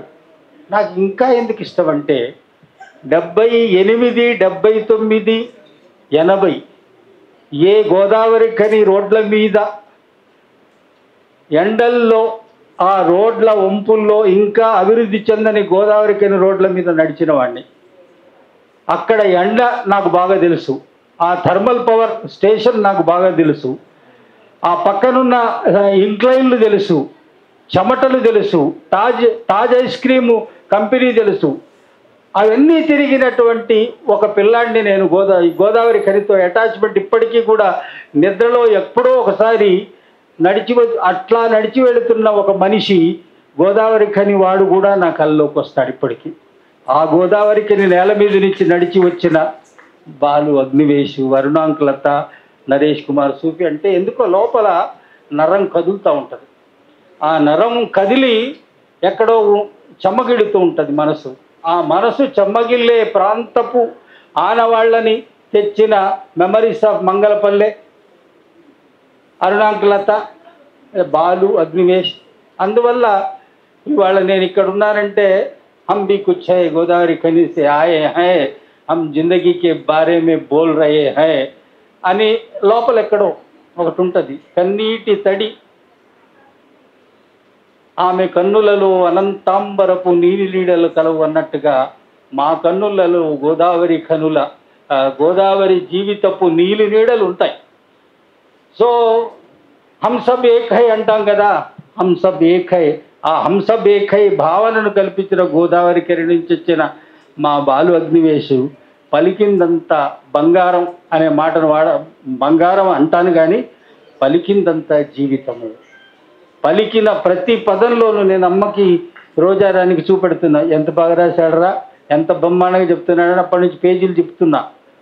అట్లా బాలు అగ్నివేశ్ గోదావరి ఖనిలో నడిచి వచ్చి హైదరాబాదులో నడుస్తున్నప్పుడు కూడా నేను అన్నాను, మొన్న వచ్చి కూర్చున్నాడు, అన్నం తిన్నావా బేట అంటే, తిన్నాను, తినే వచ్చి చాలాసేపు అన్న తర్వాత, నువ్వు ఏం చదువుతున్నావు, నాకు తెలియదు ఏం చదువుతున్నావు, నేను మైక్రోబయాలజీ. ఓహో సూక్ష్మజీవి అందుకే పెట్టాను, నాకు సైన్స్ అంటే ఇష్టము.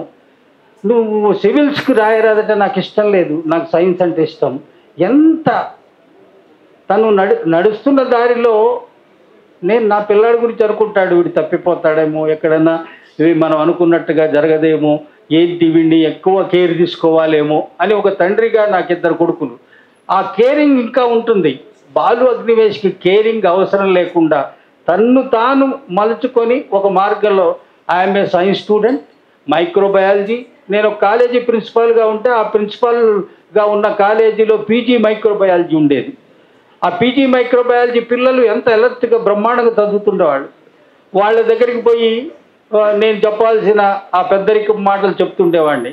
ఆ పెద్దరికపు మాటలు చెప్పకుండానే తను మైక్రోబయాలజీని చదువుతూ దాన్ని కవిత్వంలోకి తెస్తున్నాడు మా గోదావరి ఖని బాలు అగ్నివేశు. ఆ బాలు అగ్నివేశు రాసిన ఈ పుస్తకాన్ని బాగలేకపోయినా బాగుంది, చాలా బాగుంది అని అట్లా సర్టిఫికెట్లు ఇవ్వడం కాదు, బాగుంది కాబట్టి అది బాగుంది అంటున్నాను. ఇప్పుడు కొంతమంది మిత్రులు కూడా మాట్లాడితే ఇంకా సభ ఇంకా సంపద్వంతంగా ఉంటుంది, ప్రేమమయంగా ఉంటుంది. ఆ ప్రేమమయంగా ఉండడానికి కోసం స్ఫూర్తి అనే ఫ్రెండ్ని వచ్చి మాట్లాడాల్సిందిగా కోరుతున్నా.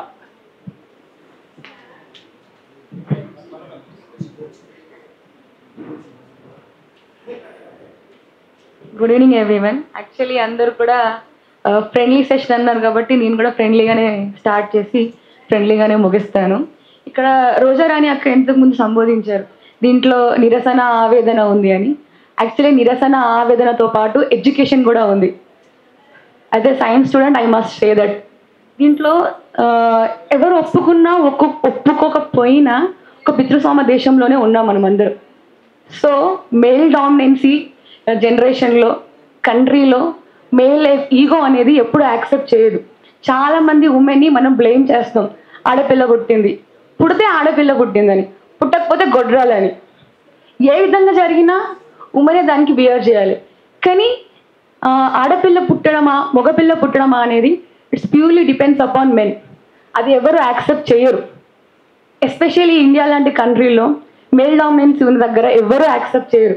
కానీ పుస్తకంలో చాలా క్లియర్గా రాశాడు మా బాలు అన్న.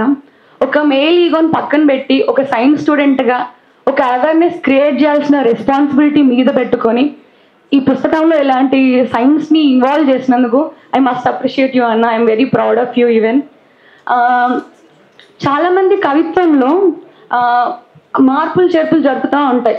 ముందు నుంచి ఇప్పటికి వస్తున్న కవిత్వంలో కవిత్వాన్ని భావజాల ప్రకటనకి, వ్యాప్తికి, ఉద్యమానికి వాడారు. తర్వాత పోతూ ఉంటే భక్తికి, దైవ ప్రచారానికి వాడారు. తర్వాత ఎంటర్టైన్మెంట్ ఇండస్ట్రీ వస్తున్నప్పుడు దాన్ని కమర్షియలైజ్ చేసి వాడారు. కానీ ఏ పోయెట్ అయినా ఎప్పుడు కూడా సైన్స్ అవేర్నెస్ ఎప్పుడు రాయలేదు. ఇలాంటి ఒక స్టెప్ని బాలు క్రియేట్ చేశాడు పోయట్రీలో సైన్స్ యాడ్ చేసి. సో ఇది ఒక కొత్త అడుగు అన్న. ఇది ఎంతవరకు సక్సెస్ అవుద్దో ఫెయిల్యూర్ అవుద్దో అనేది సెకండరీ. బట్ ఒక సైన్స్ చదివిన పర్సన్గా ఒక రెస్పాన్సిబిలిటీ తల మీద పెట్టుకొని పోయట్రీలో సైన్స్ యాడ్ చేసి అవేర్నెస్ చేసుకోవడానికి ప్రయత్నించాడు. సో ముందడుగు వేసినందుకు ఖచ్చితంగా we must applaud him for that. దీంట్లో చాలామంది అన్నారు ఇండియాలోనే జరుగుతున్నాయి వాటి గురించి రాస్తున్నారని. క్రీస్తు పూర్వం క్రీస్తు శకం అని మొదలు పెట్టాడు. సో ఇప్పుడు పాలస్తీనా ఉన్నదైనా ఇప్పుడైనా అది ఎప్పటి నుండో చరిత్ర కలిగిందైనా ప్రతి ఒక్క ఉద్యమం ఏదో ఒక మూమెంట్లో మొదలైంది, ఏదో ఒక మూమెంట్లో ముగిసింది, ఏదో ఒక దానికి ఒక ఫలితం దొరికింది. కానీ ఇప్పటికీ మనుషుల్లా చూడకపోయినా కులం మతం అనే కాకుండా రంగుతో కూడా మనుషుల మధ్య వ్యత్యాసాలు ఉంటాయి. నలుపు రంగు వరల్డ్ ఫేమస్, కానీ ఒంటి రంగు కాకు, అదొక్క విషయంలో వస్తే. సో ఇప్పటికి కూడా ఒక మెటర్నల్ వెబ్సైట్స్కి వెళ్ళినప్పుడు కూడా అమ్మాయి రంగు ముఖ్యంగా అబ్బాయిల రంగులు రాసే వాళ్ళు చాలా తక్కువ మంది, శాలరీస్ మాత్రమే రాస్తారు. అమ్మాయిల మాత్రం డీటెయిల్స్లలో చామంచాయ, తెలుపు, హైట్, దాంతోపాటు పాల తెలుపు ఇలాంటివి రాస్తూ ఉంటారు. సో హీ ఈవెన్ డిస్కస్ చేయబడ్డ రేసిజం హియర్. సో పాలస్తీనా విషయంలో అయినా ప్రతి ఒక్క విషయంలో మాట్లాడాడు, ఇది మాట్లాడలేదు అని కాకుండా అందరూ రాయని విధంగా కొత్తగా రాసింది ఏంటి అంటే దీంట్లో సైన్స్. సో చాలామంది చెప్పారు ఆల్రెడీ, సోషియల్ ఎలిమెంట్స్ కానీ పొలిటికల్ ఎలిమెంట్స్ కానివ్వండి, డిప్రెసింగ్ మూమెంట్స్ గురించి కానీ అప్రెసింగ్ మూమెంట్స్ గురించి కానీ అందరూ మాట్లాడారు. సైన్స్ మూమెంట్స్ గురించి ఎవరు మాట్లాడలేదు. సో ఒక సైన్స్ చదివిన విద్యార్థిగా అది నేను కూడా చేయాలనుకొని ఐ టుక్ ఎమ్ అవుట్. చెప్పారు ముందు మాట్లాడమని, కానీ అన్న నా వాయిస్ బాగాలేదు, అందరి ముందు నేనేం మాట్లాడలేను అన్నాను. కానీ మాట్లాడాలి అనిపించింది, సో మాట్లాడాను. దాంతోపాటు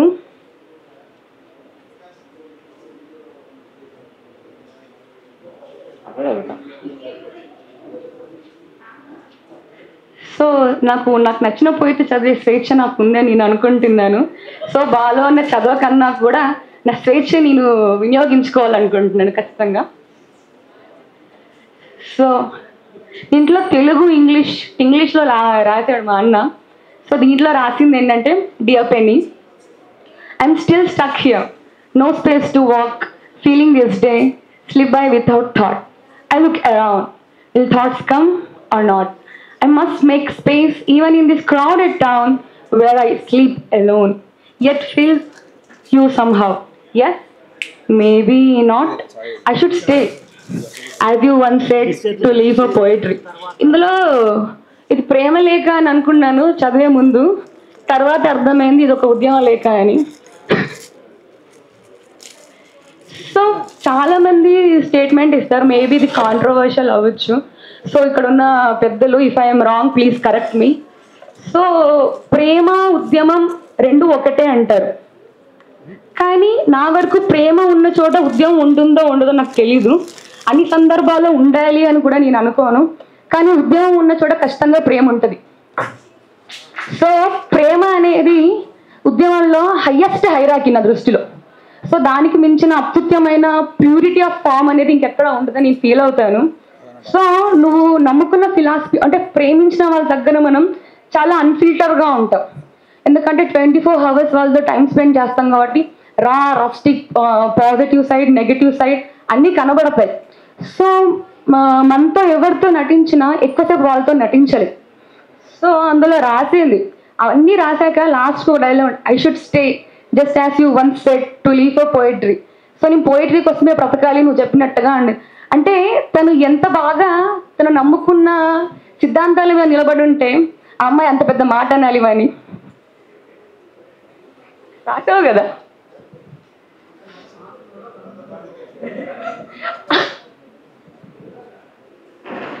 I think every human have the right to choose their love. So ఈ విధంగా రాశాడు. ఆల్ ది బెస్ట్ అన్నాం.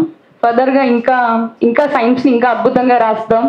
సో పోయిటరీలో సైన్స్ని ఇంకా బాగా పెట్టి ఇంకా బాగా సైన్స్ని వ్యాప్తి చేపిస్తామని ఉద్యమంతో పాటు కోరుకుంటున్నాను.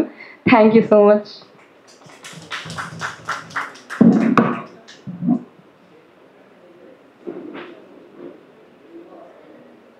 ఉద్యమం కూడా ప్రేమే. ఉద్యమం అంటేనే ప్రేమ. ఈ సమాజాన్ని ప్రేమిస్తేనే ఉద్యమం. అట్లా బాలు ఏం చేసినా ఏది రాసినా అది ప్రేమమయమైన ఒక ఉద్యమం లాంటిది. అదే పొయిట్రీగా రాశాడు. ఇప్పుడు హాతిరామ్.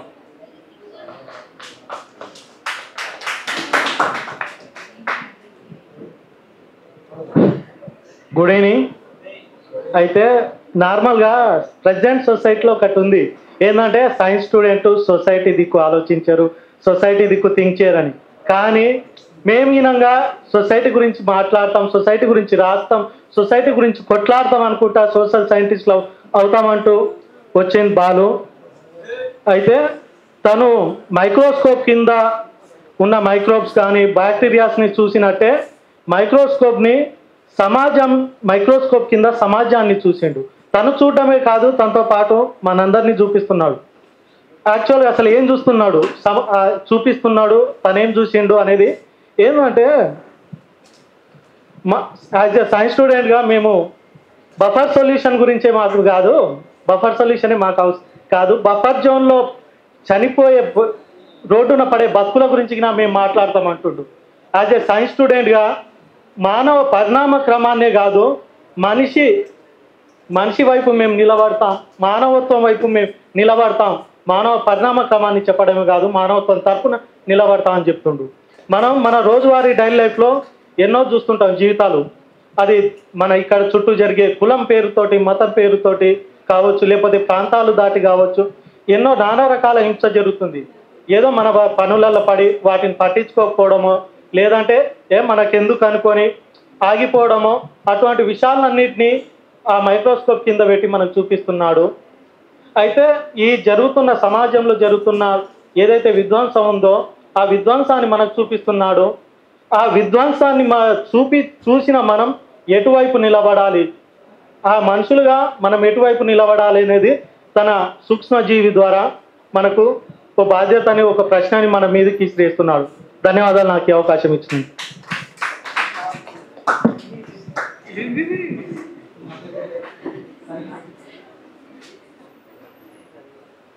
Thank you Hathiram. ఇప్పుడు అనుష.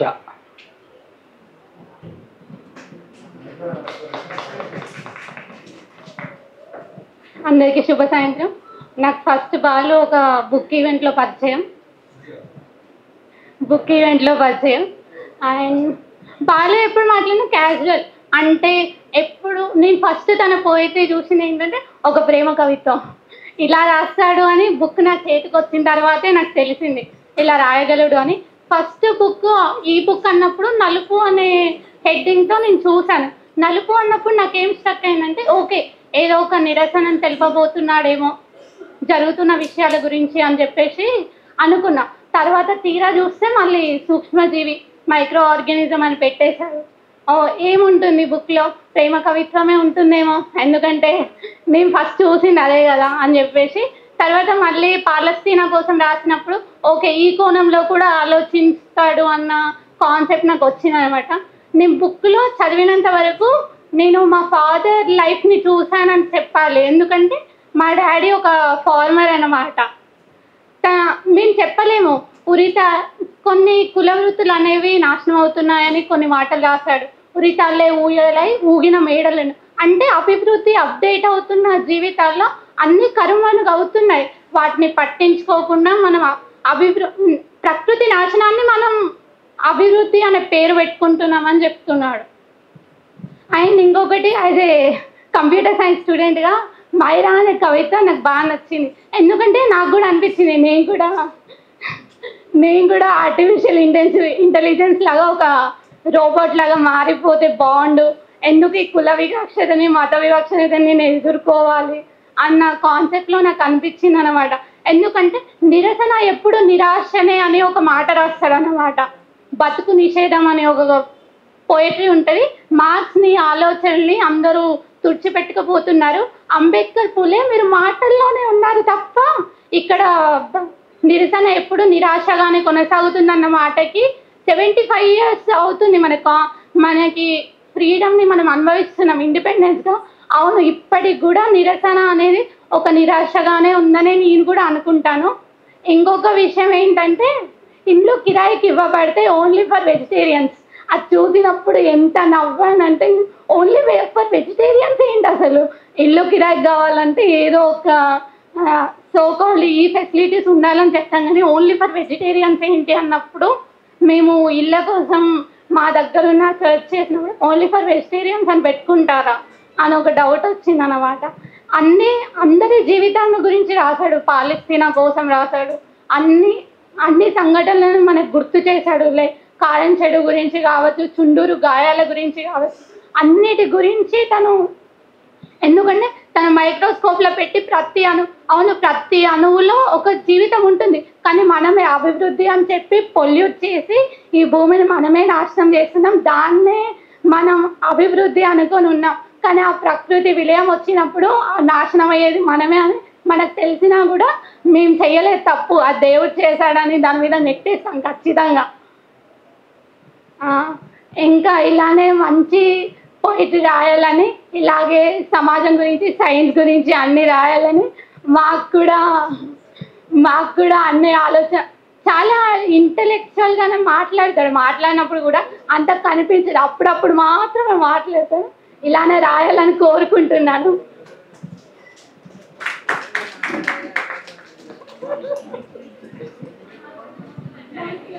అనుష ఇంటలెక్చువల్గా కనిపించడం కాదు, ఇంటలెక్చువలే.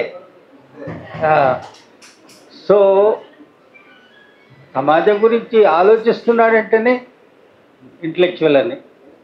రిషిత టిడ్బిట్స్ రాసింది కదా, తను వచ్చి మాట్లాడాలి. టిడ్బిట్స్ రాసిన రిషిత మాట్లాడుతుంది.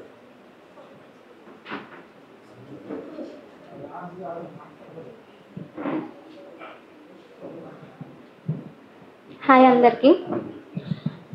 హాయ్ మిస్టర్ సుష్మిగిరి గారు. అంటే నార్మల్గా ఒక కాన్సెప్ట్ ఉంటుంది మనకి, what is matter is made up of అంటే ఆటమ్ అంటాం, what is humans are made up of అంటే సెల్ అంటాం.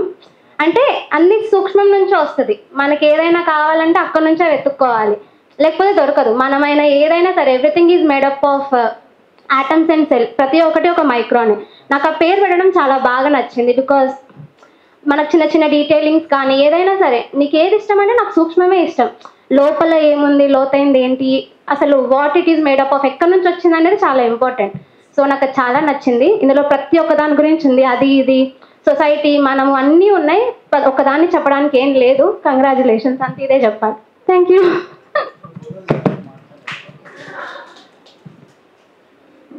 థ్యాంక్ యూ అమ్మా. అరుణాంక్ వచ్చి మాట్లాడాలి. అన్నయ్య అరుణాంక్. క్రాంతి అన్నయ్య అరుణాంక్ గురుకులు.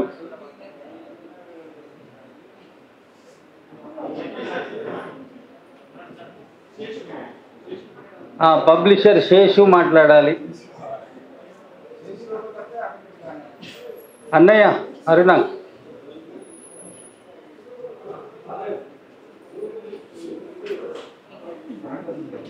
నేను గోదావరి కని గురించి మాట్లాడిందా ఇందాక?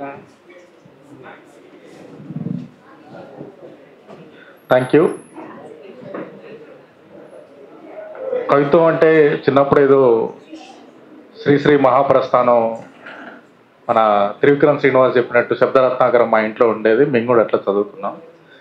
మా ఇంట్లో ఉండే మహాప్రస్థానంలో దాని పక్కన తిరగర్థాలు రాసిండేటి. సో కవిత్వం అంటే ఇట్లా ఉండాలి కావచ్చు అని యూనివర్సిటీకి వచ్చినప్పుడు అట్లా రాయడానికి ట్రై చేసేది. అంటే కవిత్వం అంటే నిజంగా ఎవరికి అర్థం కాకుండా రాస్తేనే కవిత్వం. కొంతకాలం పోయిన తర్వాత సీరియస్గా లిటరేచర్ చదవడం మొదలుపెట్టిన తర్వాత సాహిత్యం అనేది ఎవరికి అర్థం కాకుండా రాసేది కాదు, అందరికి అర్థమయ్యేలాగా రాసేది. సో అక్కడి నుండి మార్చుకుంటూ వస్తున్నప్పుడు సాహిత్యానికి సామాజిక ప్రయోజనం ఉండాలా లేదా అనేటువంటి చర్చ తెలుగు సాహిత్యంలో చాలా సీరియస్గా నడిచింది. ముఖ్యంగా సూఫీ, శేషు, నేను మేమంతా మాకు స్టోన్ హెంజ్ అనే ఒక కమ్యూన్ ఉండేది. ఆ కమ్యూన్లో రోజు సాయంత్రం అయిందంటే చాలా సీరియస్గా చర్చలు నడిచేవి. అప్పుడే వీడు ఇక్కడికి గ్రాడ్యుయేషన్ చేద్దామని వచ్చాడు. ఆ చర్చల్లో ఇందాక సూఫీ చెప్పినట్టు ఛాయలు తీసుకొస్తూనో ఇంకేదో పని చేస్తూనో విని చాలాసార్లు మనం అనుకుంటాం మనకు ఏదో ఒక ప్రేరకం ఉండాలి, ఏం ప్రేరకం లేకుండా రాయడం సాధ్యం కాదని. పెద్ద పెరిగిన తర్వాత లేదా ఒక స్థాయి వచ్చిన తర్వాత ఏం లేదో నా అంతటి నేనే రాసుకున్నా అనుకుంటాం. కానీ ఇమీడియట్గా ఉండేటువంటి ఒక ప్రేరకం ఏదైతే ఉంటుందో మన చుట్టూ ఉండేటువంటి సర్కమాస్టాన్సెస్ ఆ స్థితిని మనకు కలుగజేస్తాయి. అట్లా ఈ లిటరీ సర్కిల్తో ఉండడం, పొద్దున్న లేస్తే మేమంతా కూర్చొని మాట్లాడుకోవడం, లేదా యాకూబ్ వాళ్ళ ఇంటికి పోవడం, ఈ జరిగే సాహిత్య చర్చల్లోంచి వాడు కవిత్వం ఎట్లా రాయాలో నేర్చుకున్నాడు. ఇందాక చాలామంది ఆ పుస్తకంలోంచి కవితా పాదాలను ఉటంకిస్తున్నప్పుడు మహాప్రస్థానం గురించి ఏ పోలికైతే చెప్పుకున్నామో అది అవసరం లేదు అనేది ఆ మహాప్రస్థానం చదువుకోకుండా తెలుసుకున్నవాడు వాడు. Thank you.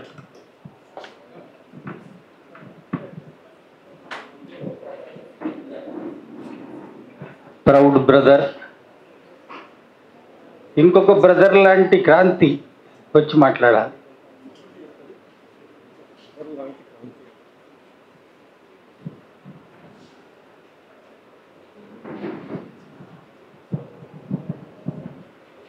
వీటికి మాట్లాడడానికి రాలేదు. నిజానికి బాలుని ఒక 6-7 సంవత్సరాలుగా చూస్తా ఉన్నా. అందరూ మాట్లాడారు కనుక చాలా విషయాలు ఆల్రెడీ చెప్పారు. ఒక బాలు ఆ పుస్తకం చేతిలో పెట్టినప్పుడు ఊరికే ఇట్లా తిప్పేసి పక్క పెట్టాను. 2-3 సార్లు గుర్తు చేశాడు చదివావా లేదా అని. సరే చదివాను. చదివిన తర్వాత ఏం రాయాలి, సరే ఏదో 4 ముక్కలు రాశాను కూడా. ఇంతకుముందు అరుణ్ చెప్పినట్టు ఎవరైనా సరే తమకు తాముగా ఏదో రాయాలనుకుని రాసే వాతావరణం ఏమి దానిలోకి వెళ్ళరు. అట్లా రాసే వాళ్ళు మనకు తారసపడుతూ ఉంటారులే. కానీ బాలు తన చుట్టూ ఉన్న ఒక వాతావరణం, ఒక సమూహం మధ్యలో ఉన్నాడు. ఆ సమూహం ఏంటంటే ఈ సమాజం గురించి ఆలోచించి కాస్త ప్రగతిశీలంగా ఉన్నటువంటి ఒక సమూహం మధ్యలో ఉన్నాడు ఆయన. అది ఆయన అట్లా నేను ఏదో రాయాలనుకున్నప్పుడు ఏం రాయాలి ఈ ప్రశ్న ఆయన మన సూఫీ ముందు మాటలో చెప్పాడు, ఇక్కడ కూడా చెప్పాడు. 25 ఏళ్ల పోరగాడు రాస్తే ప్రేమ గురించి రాయాలి, ఇంకేదో తన వ్యక్తిగత విషయాల గురించి రాయాలి, కానీ ఈ సమాజం గురించి ఎందుకు రాయాలని. కానీ ఆయన ఉన్నటువంటి వాతావరణం ఎట్లాంటిది అంటే ఈ చుట్టూ ఉన్న సమాజము ఎంత సంక్షోభంలో ఉందని ఎప్పటికీ మదన పడుతున్నటువంటి మనుషుల మధ్యలో ఉన్నాడు. ఎందుకు మదన పడాలి? నేను నిజానికి ఈ చాలాసార్లు ఇటీవల మధ్యకాలంలో సమావేశాలకు వస్తే బయటనే ఉంటాను, కానీ తీరిగ్గా కూర్చున్నాను. నాకు చాలా ఆనందం వేసే విషయం ఏంటంటే బాలు నేను ఒక 2-3 సంవత్సరాలుగా నేను సమావేశాలకు పబ్లిక్ మీటింగ్స్కి అటెండ్ కాకుండా నా ఉద్యోగానికి పరిమితం అయ్యాను. ఈ 2-3 సంవత్సరాలుగా వీళ్ళందరినీ నేను ఫేస్బుక్ ఇట్లాంటి సోషల్ మీడియా ప్లాట్ఫామ్ మీద చూస్తున్నాను. ప్యూర్గా ఇదేదో జంజీ ఏదో అంటూ ఉన్నారు కదా, ఆ జనరేషన్ అన్నట్టు చాలా కొత్త. సరే నీకు అట్లాంటి పిల్లలు కూడా ఉన్నారు ఇక్కడ లిటరల్గా, మా స్ఫూర్తి లాంటి వాళ్ళు. పక్కన ఇంకో అమ్మాయి ఉంది. అంటే నేను ఏం చెప్పదలుచుకున్నానంటే ఒకవైపు సమాజం ఎంత అల్లకల్లోలంలో ఉంది అని అంటే మనం అందరం మాట్లాడుకున్నటువంటి ఒక ప్రమాదకరమైనటువంటి ఒక మతము, కులము, నానా రకాల అంతరాలు, వివక్షలు, ఇవన్నీ ఒక దశలో అంటే ఒక యాకు ఆయన యవ్వనంలోకి వచ్చిన కాలం నుంచి మాట్లాడుకుంటున్న విషయాలు. కానీ ఇప్పుడున్న వాతావరణం అది కాదు. ఇది ఇవాళ మనిషిని భయపెట్టే ఒక వాతావరణంలోకి వచ్చేసింది. రేపొద్దున ఎవడు మన ఇంటి మీద పడి నువ్వు తింటున్నా, ఇప్పుడు ఆల్రెడీ మనం చూస్తున్నది ఇది, మనం వండుకున్న వంట మీద, మనం వేసుకుంటున్న బట్టల మీద ఎన్ని ఆంక్షలు ఉంటున్నాయి, ఎట్లాంటి దుస్తులు వేస్తే ఏమంటారు. నేను ఇంతకు ఒక 7-8 ఏళ్ల క్రితం వరకు నా మెడలో ఒక స్కార్ఫ్, ఒక పాలస్తీనాకు సింబల్గా ఉండే ఒక మెహరూమా, ఇట్లాంటివన్నీ ఉంటుండేది. అంటే ఈ మనిషిని చూస్తే వీడైతే ఒక నక్సలైట్ అయినా అయి ఉండాలి, లేకపోతే ఒక ముస్లిం సింపథైజర్ అయినా అయి ఉండాలి, ఇట్లాంటి ఒక ముద్రలు ఉంటాయన్నట్టు. మనిషి స్వేచ్ఛగా తాను నచ్చిన విషయాన్ని ఆచరించలేని ఒకనొక భయానక వాతావరణంలో ఉన్నాం. ఇట్లాంటి వాతావరణంలో కూడా 20లో 25లో ఉన్నటువంటి యూత్ ఒకవైపు ఏదో హనుమాన్ జయంతి అని, ఇంకేదో శ్రీరామనవమి అని పెద్ద పెద్ద కాషాయ జెండాలు వేసుకొని రోడ్ల మీద ఈలలేస్తూ కనిపించిన వాళ్ళ మీద దాడులు చేస్తూ ఉన్నటువంటి వాతావరణం చూస్తున్నప్పుడు అందులో కొట్టుకుపోకుండా ఒక 25 మంది, ఒక 30 మంది ఇక్కడ కూర్చున్నారు కదా, ఇది ఆనందం వేసే విషయం. నేను దానికోసం అక్కడ ప్రత్యేకంగా కూర్చున్నాను. కవిత్వం గురించి మాట్లాడచ్చు, కవిత్వం గురించి చాలా మంది మాట్లాడారులే, కానీ అంటే మన చుట్టూ ఉన్న ఒక వాతావరణము మనల్ని నిలబెడుతుంది.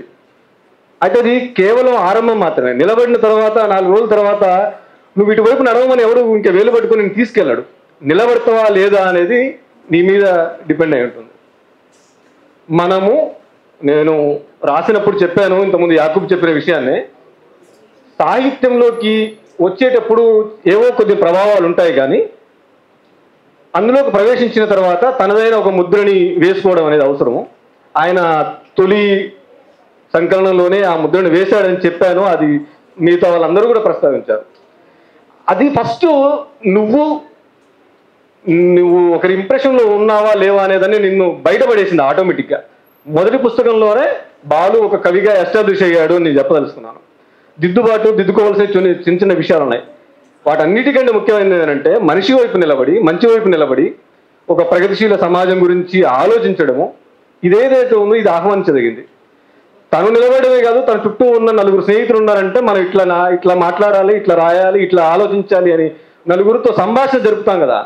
మనం సంభాషణ జరపడం అనేది ముఖ్యం. ఇప్పుడు మనము ఏం రాస్తాము, ఏం మాట్లాడతాము అనేది మనం చూసి నలుగురు అంటే నేను, అరుణు, లేకపోతే సూఫీ ఇట్లా ఒక బ్యాచ్ ఉంటే ఆ బ్యాచ్ మధ్యలో ఉన్న ఒక మనిషి ఇవాళ ఇట్లా మాట్లాడడం నేర్చుకున్నాడు. రేపు ఈ పక్కమటి ఇంకో నలుగురు ఉంటారు, ఈ నలుగురిలోంచి కొత్తగా ఓడిస్తే వాడు కూడా నేను ఇట్లా ఆలోచించాలని నేర్చుకోవాలి. ఎందుకంటే ఇవాళ అవసరం మనది. ఎంత ప్రమాదకరమైన వాతావరణంలోనో ఈ ప్రమాదకరమైన వాతావరణంలో నుంచి ఒక మనిషిని మనిషిగా ప్రేమించే ఒక వాతావరణంలోనికి మనం నడవడంతో పాటు మనతో ఉండే నలుగురు నడిపించాల్సిన అవసరం ఉన్నది. అది సాహిత్యం ఆ పని చేస్తుందని నమ్ముతాం మనం అందరం. అట్లాంటి సాహిత్యం రాయడంలో భాగంగా బాలు ఒక అడుగు ముందుకేస్తాడు. మరిన్ని అడుగులు ఇంతే ప్రగతిశీలంగా ముందుకేస్తాడని ఆశిస్తున్నాం. Thank you.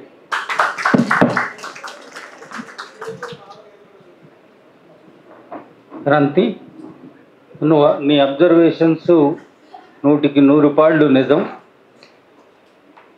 ఉధృతంగా ఏదో ముంచుకొస్తున్న కాలంలో కూడా దానికి ఎదురొడ్డి నిలబడేటువంటి ఒక ప్రవాహం తప్పకుండా ఉంటుంది.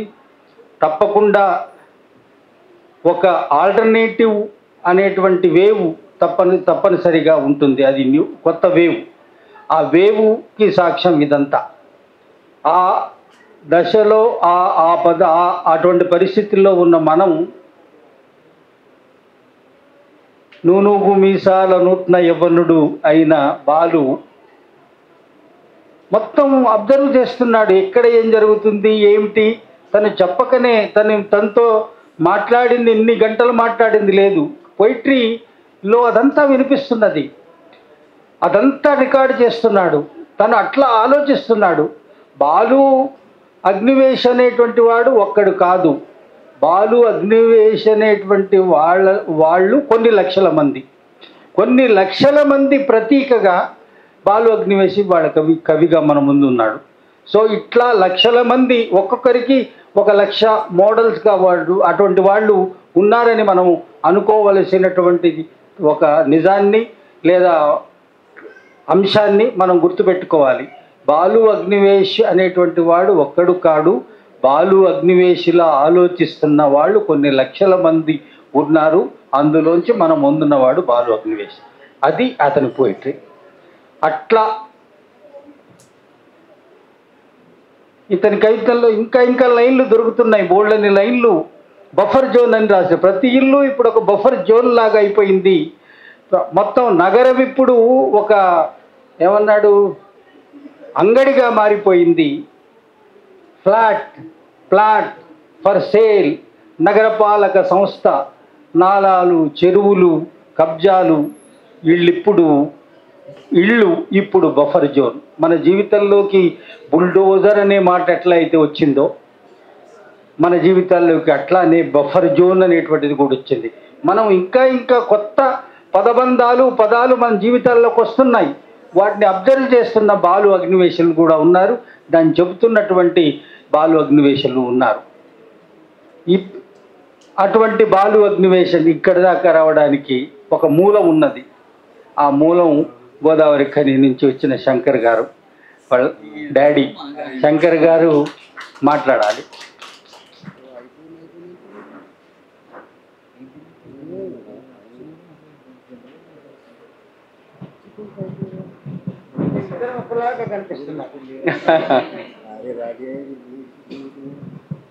బాలు ఇక్కడికి రావడానికి ముందు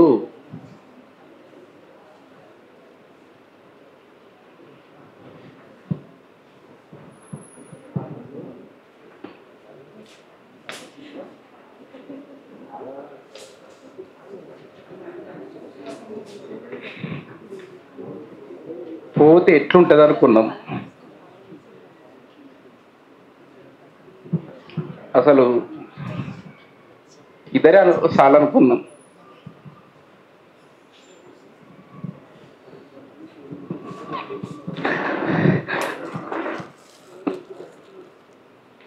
సోని తెలంగాణ ఉద్యమంలో కిట్ వచ్చినప్పుడు వాడు ఉద్యమాలలో ఉన్నాడు, మళ్ళీ వీడిపోతే పరిస్థితి ఏందో అనుకున్నాం. ఉంటే మంచిదే కదా అనుకున్నాం. మళ్ళీ చివరిగా ఉద్యమం మంచిదే కదా, మనిషి బాగా ఈ సమాజానికి ఉపయోగపడకున్నా మంచిదే, కానీ మరీ అక్కడి రాకుండా కావద్దు అనుకున్నా. వీళ్ళు ఏమైందో మీకు తెలుసు.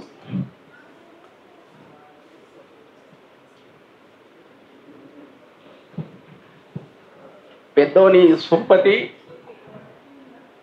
వాళ్ళ కమ్యూనికేషన్, వాళ్ళ రాత,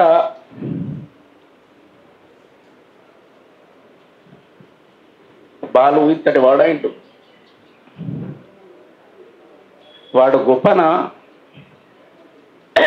కాదా అనేది తర్వాత ఇంకా కాలం నిర్ణయిస్తుంది. మనిషిని మనం అప్పుడే తేల్చరాదు. కొండపల్లి సీతారాం యొక్క మాట అన్నాడు, మనిషి చనిపోయేంత వరకు ఏ సిద్ధాంతంలో అయితే ఉంటాడో, ఏ పని విధానం అయితే ఉంటాడో, ఏ ప్రజల కోసం అయితే ఉంటాడో, వాడు చివరి వరకు అక్కడ దాకా ఉంటే వాడు గొప్ప అన్నాడు. అట్లుండాలి మనిషి, అట్లుండాలని కోరుకున్నా నేను. వాడు ఉద్యోగం ఉంటే కొంత భయమైంది, కానీ కొంత సంతోషం వచ్చింది. వీడు మెస్సులు ఉన్నాడు, వాడు ఇక్కడ ఉస్మానియాల ఉద్యమాలలో ఉన్నాడు. ఎవరైనా, నేను కూడా ఉద్యమాల్లో ఉన్నా, తెలంగాణ ఉద్యమంలో. నేను కోదండరాం సార్, పిఠల రవీంద్ర, దేశపతి వీళ్ళందరితో నేను కూడా ఫస్ట్ బస్ యాత్ర చేసిన ఉద్యమాలు ఉన్నాం. అయితే మేమందరం ఒకసారి హైదరాబాద్లో కార్లో పోతున్నాం, ఫ్లైఓవర్ మీదకి వెళ్ళి నగరం ఎంత బాగుంది అన్నాడు దేశపతి. ఏం బాగున్నది అన్న నేను. ఫ్లైఓవర్లు ఇవన్నీ మంచిగా ఉన్నాయి అన్నాడు. ఫ్లైఓవర్ కింద ఏముందో చూడన్న. ఒక పచ్చి బాలంతా బిడ్డకు పాలియలేని పరిస్థితిలో ఆ టైంలో కూడా ఆమె తన శరీరం నమ్ముకొని డబ్బుల కోసం, ఆ పిల్ల పాల కోసం అక్కడ ఉంది. అది చూడాలన్న. సాహిత్యంతో చాలా చిన్నప్పటి నుంచి వెళ్ళి అనుబంధం ఉంది. మా బావ సుధా అని ఆయన PWGలో జనట మండలిలో పాటలు రాస్తుండే. నేను ఇంట్లో బుక్స్ పెట్టేది, ఎవరైనా వస్తే దోస్తులు మాట్లాడేది, వీళ్ళంతా అబ్జర్వ్ చేస్తుండేది. సరే, ఏదో ఒక సందర్భం మనిషి, ఒక కాలం మనిషిని చేంజ్ చేస్తుంది. మనిషి చేంజ్ అవుతా అని అనుకోడు, లేదా మనిషి చెడిపోతా అనుకోడు, లేదా మనిషి ఇంకేమో గొప్ప తయారైతా అని అనుకోడు. కొంత అనుకుంటాడు, కొంతకాలం కొన్ని పరిస్థితులు వాడిని అట్లా తయారు చేస్తాయి. వీడట్లా తయారైంది వీడికి వచ్చి. సరే, వీడు రాయడం గొప్పనే. వాడు చదువు కూడా స్టార్టింగ్ పాపం కొంత డిస్టర్బ్ అయింది. అయినా వాడు శ్రద్ధగా చదువుకొని కిట్టు వాళ్ళ దోస్తులతోని వాడిక్కడ సాహిత్యం మీద దృష్టి పెట్టడం అనేది ఒక మౌలికమైన మార్పే అది. ఇక్కడ సాహిత్యం అందరు రాయలేరు. పొద్దుగుతే గంజాయి దాక్కుంటా, మందులు దాక్కుంటా, సిగరెట్ దాక్కుంటా రోడ్ల మీద తిరిగేటువంటి కాలం ఇది. యువత సమాజం వైపు, ప్రజల వైపు, ఒక పోరాటం వైపు నిల్చోవడం అది గొప్ప. ఎంతో కొంత వీళ్ళు అటువైపు నిల్చున్నందుకు నాకు కొంత సంతోషమే ఉంది. అంటే యాకూబ్ సారు చెప్పడం నాకు సంతోషం ఉంది. యాకూబ్ సార్ చాలా సంవత్సరాలకెళ్ళి నాకు తెలుసు. కానీ ఇప్పుడు ఈ బాలు ఎంత చిన్నోడు సార్ కన్నా. బాలు ఇట్లా రాస్తున్నాడు అని వాడు ఫస్ట్ నలుపు అనేది బుక్ మొదలుపెట్టిండు. ఇదేం బాగాలేదురా అన్న నేను. దీనికన్నా రాయి డాడీ అంటే రాసిన నేను. అయితే కవి లూసన్ ఏమంటాడంటే, సమాజంలో రెండు కవిత్వాలు ఉంటాయి. ఒకటి కంపు కవిత్వము, ఒకటి సెంటు కవిత్వం. ప్రజల వైపు ఉండేది కంపు కవిత్వము, అగ్రవర్ణాల వైపు, పెట్టుబడిదారుల వైపు ఉండేది సెంటు కవిత్వం. ఆ సెంటు కవిత ఎవడైనా రాయొచ్చు, కానీ కంపు కవిత రాయరాదు. అటువైపు నిలబడరాదు, అటువైపు ఉండరాదు. కానీ అటువైపు ఉన్నందుకు, బాలు అటువైపు రాస్తున్నందుకు సంతోషం. నా కొడుకని సంతోషం కాదు, రాత సంతోషం. ఆ రాత ఎవరు రాసినా సంతోషమే. వీడు రాసినందుకేం కాదు, ఎవరు రాసినా సంతోషమే. కిట్టుకుంటూ 2-3 పుస్తకాలు రాసిండు. అయితే పుస్తకాలు రాయడం వేరు, మనిషి ఈ సమాజాన్ని అర్థం చేసుకొని అటువైపు నిలవడం వేరు. నేను ఇందాక చెప్పినట్టు మనిషి మధ్యలో ఎక్కడో తప్పుదారి పోయి మధ్యలో ఎక్కడో డిస్టర్బ్ కాకూడదు. డిస్టర్బ్ సమాజాన్ని మంచిగా తయారు చేయాలి. సమాజం అలా డిస్టర్బుల్ ఉంది. మన దేశం కాకుండా పోయింది, మన ప్రజలు కాకుండా పోయినరు. మన సమస్య కూడా ఎవడు పట్టించుకునే పరిస్థితిలో లేడు. ఈరోజు హింస కొనసాగుతున్నది. రాజ్యం తన ఇష్టం ఉన్నట్టు ఏది భర్త చేస్తుంది. కానీ రాజ్యం చేతులు ఏమి లేదు. రాజ్యాన్ని ప్రజలు తయారు చేశారు. రాజ్యాంగాన్ని రాసిన మేధావులు వేరే ఉన్నారు. వాటన్నిటి తుంగల దొక్కి ఒక మతాన్ని, ఒక సనాతన ధర్మాన్ని ప్రజల మీద హింస కొనసాగిస్తూ ఈ మన రాజ్యం నడుస్తున్నది. అది ఎప్పటికైనా దాని మీద తిరుగుబాటు ఉంటుంది, పోరాటం ఉంటుంది, మార్పు ఉంటుంది. ఈ సమాజం ఎప్పటికైనా మారిన సమాజమే. మనిషి కూడా సమాజంలో మారినటువంటి మనిషే. కాబట్టి మనిషి అనుకున్నట్టు కూడా ఈ సమాజాన్ని దేనైనా మార్చగలుగుతాడు. మనిషి పుట్టక ముందు సమాజం అంతా కూడా మారే ఉంది. ప్రకృతి కూడా మార్పు వల్ల వచ్చిందే, భూమి కూడా మార్పు వల్ల వచ్చిందే. అట్లా ఎన్నో జీవ కణాల నుంచి మార్పు చెందిన వాడే మనిషి. ఈ సమాజాన్ని చాలా సందర్భాలలో, చాలా విషయాలలో మనం ఈరోజు మాట్లాడుతున్నాం. ఇది తయారు చేసింది మనిషి. మనం అనుభవిస్తున్నటువంటి సుఖాలను, అనుభవిస్తున్నటువంటి వస్తువులను, అనుభవిస్తున్నటువంటి వాటిని ఆలోచించట్లేదు మనిషి. విధ్వంసం అయిపోతున్నాడు. అది రాజ్యమే నేర్పిస్తున్నది. రాజ్యం తక్కువ స్థాయిలోనే ఉన్నది. రాజ్యం పెద్ద గొప్ప స్థాయిలో ఏం లేదు. ప్రజలు తలుసుకుంటే రాజ్యమేం లెక్క కాదు. కానీ దానికి ఒక అవకాశం కావాలి, ఒక అవసరం రావాలి. ఆ అవసరం కోసము, అవకాశం కోసం ఇప్పుడు యువత అంతా నడుము కట్టి మంచి సాహిత్యం రాస్తూ మంచిగా చైతన్యం కావాలని ఈ సందర్భంగా కోరుకుంటూ ముగిస్తుంది.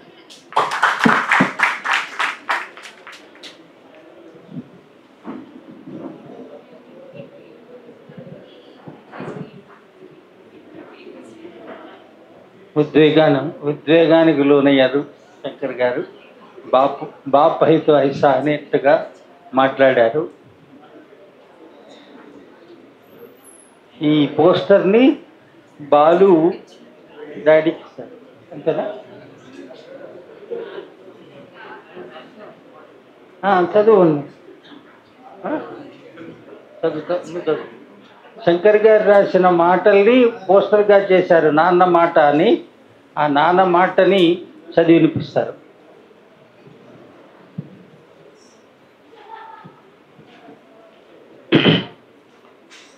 ఇది యాక్చువల్గా పుస్తకంలో రావాల్సింది కొంచెం లేట్ అవడం వల్ల ఇది ఇట్లా పోస్టర్గా వచ్చింది. వరవరరావు అన్నట్టు ఏది చెప్పాలో అది చెప్పాలన్నట్టు, ఏది రాయాలో అదే రాయాలన్నట, ఏది అడగాలో అది అడగాలన్నట. ఎందుకంటే మొత్తం ఎందుకో చెప్పకపోతివి, ఎందుకో రాయకపోతివి, ఎందుకో అడగకపోతివి అని తర్వాత అనుకోవద్దట. బాలు ఈ బుక్ నలుపు పేరుతో వాట్సాప్లో పంపినప్పుడు కొంత సంబరం, బాధ, దుఃఖం వచ్చింది. ఎందుకంటే వాని పుట్టుకనే ప్రశ్నార్థకం ఉండే. కానీ బాలు ఇంట్లో బయట అందరికీ నచ్చినోడైండు. అదే సంబరం. చదివే వయసులో వానికి పేరు పెట్టిన పాపానికి హోటల్కు అంకితమైండు. అదే బాధ. నేను తెలంగాణ ఉద్యమంలో ఉండడం కూడా ఒక కారణం. వాడు రెగ్యులర్గా చదివితే ఎంత బాగుంటుందనే దుఃఖం. వాస్తవంగా కిట్టు, సోని, బాలు చాలా బాగా చదువుతారు. బాలు వాని కవితల్లో అక్కడక్కడ అచ్చుతప్పులు ఉంటాయి, ఉండాలి కదా. నేను ముందన్నట్టు వాని రాతల్లో ఒక విశ్లేషణ ఉన్నది. వాడున్న పరిధిలో కొంత అవగాహన, ఆలోచన, ముఖ్యంగా రాతగల సోపతున్నది. కిట్టున్నాడు. మా ఇంట్లో కూడా రాసే వాళ్ళు ఉన్నారు. మా బావ సుధా, సుందిల్ల ధర్మన్న పీడబ్ల్యూజీలో పాటలు రాసేది. కొమరంబి మొగ్గు కథ రాశాడు. మా మూడో అన్న కవితలు రాసేది. నేను కూడా అప్పుడప్పుడు కవితలు, పాటలు రాస్తుంటా. ఈ నేపథ్యంలో బాలు రాయడం గొప్ప. ఆ కవితల్లో ఎంతో కొంత చలనం ఉన్నది. సూఫీ అన్నట్టు వాడు ప్రేమగల్లోడు కాబట్టి ప్రేమ కోసం రాయడం, తప్పించడం ఒక విప్లవం. ప్రేమలో విప్లవం, విప్లవంలో ప్రేమ ఉంటుంది. అది విప్లవీకరించిన ప్రేమై ఉండాలి. కవి లూసన్ అన్నట్టు కవిత్వంలో కంపు కవిత్వం, సెంటు కవిత్వం అని రెండు ఉంటాయి. కష్టజీవుల కోసం రాసేది కంపు కవిత్వం, ఉన్నోళ్లకు రాసేది సెంటు కవిత్వం. బాలు రాసింది మొదటి వాళ్ళ కోసం. కన్నీళ్లు రక్తం చుక్కలతో పాలస్తీనా కోసం రాసిన దాంట్లో రక్త మాంసాల వాసన ఉన్నది. ప్రేమను ప్రకృతిలో నిలిపిన జాడలున్నాయి. ఎక్కడో కొంత నాస్తికత్వం ఉన్నది. స్వతంత్ర భారతావనిలో జరిగే హింస, నిర్బంధం మరియు విమర్శనాత్మకంగా ఒక అవగాహనలోనే రాసిండు. ఇంకా ముందు ముందు కూడా చక్కని రాతలు రాస్తాడని, రాయాలని నాన్నగా నా ఆకాంక్ష. By Shankar sir.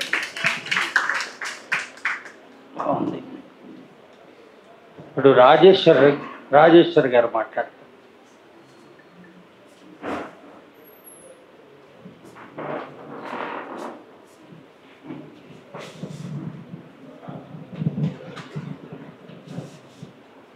పుస్తకావిష్కరణ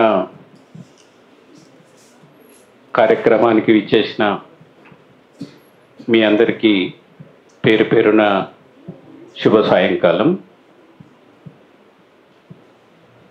సూక్ష్మజీవి ఇది యాక్సిడెంటల్గా వచ్చిందా కోఇన్సిడెంటల్గా వచ్చిందో తెలియదు.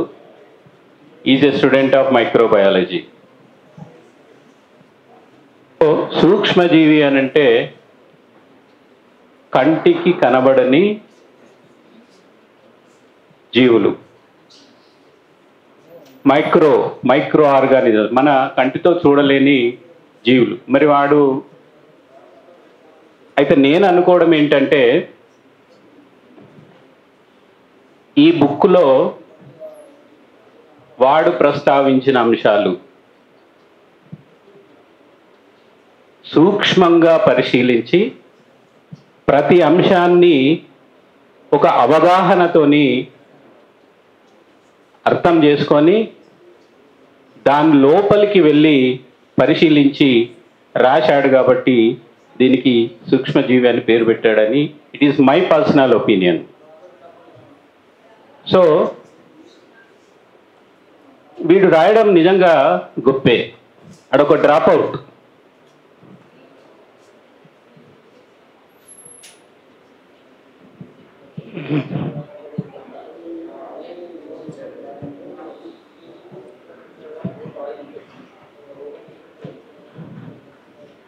So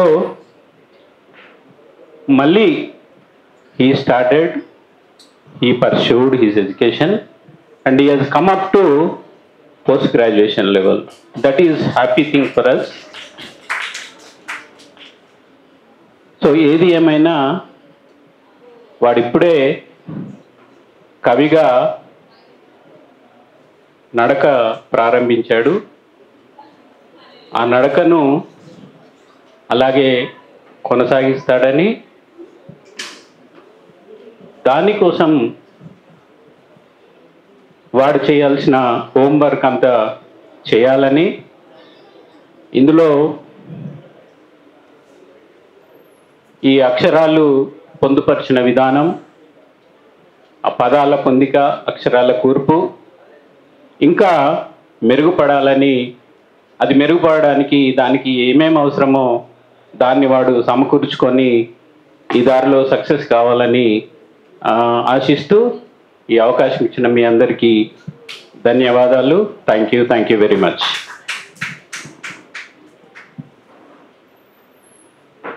చాలా ఆర్ద్రంగా ఉంది సార్. కన్సర్న్, మీ అందరి కన్సర్న్ మీ మాటల్లో ఎమోషనల్ టచ్ అంటారే అది ఉంది. Balu is blessed boy. Balu, నీ కవిత్వం ద్వారా, నీ కవిత్వం వలన నీ ముందు ఇంతమంది మాట్లాడావు. మొత్తం ఫ్యామిలీ అంతా కూడా నిన్ను ఎంత ఎఫెక్షనేట్గా చూసుకుంటుందో తెలుసుకున్నాం. బాలు రాబోయే కాలంలో తను ఎంచుకున్న రంగంలోనూ ముందుకు వెళ్తాడు, కవిత్వ రంగంలోనూ బాగుంటాడు. మీరు ఆశించినట్టు ఈ సాహిత్యము ఏదైతే ఎవరికి అవసరమో దాని పక్షానే ఉంటాడని గట్టి నమ్మకం తనకు ఉంది, మాకు ఉంది. ఇప్పుడు బాలుని రెస్పాండ్ కావాల్సిందిగా కోరుతున్నాను.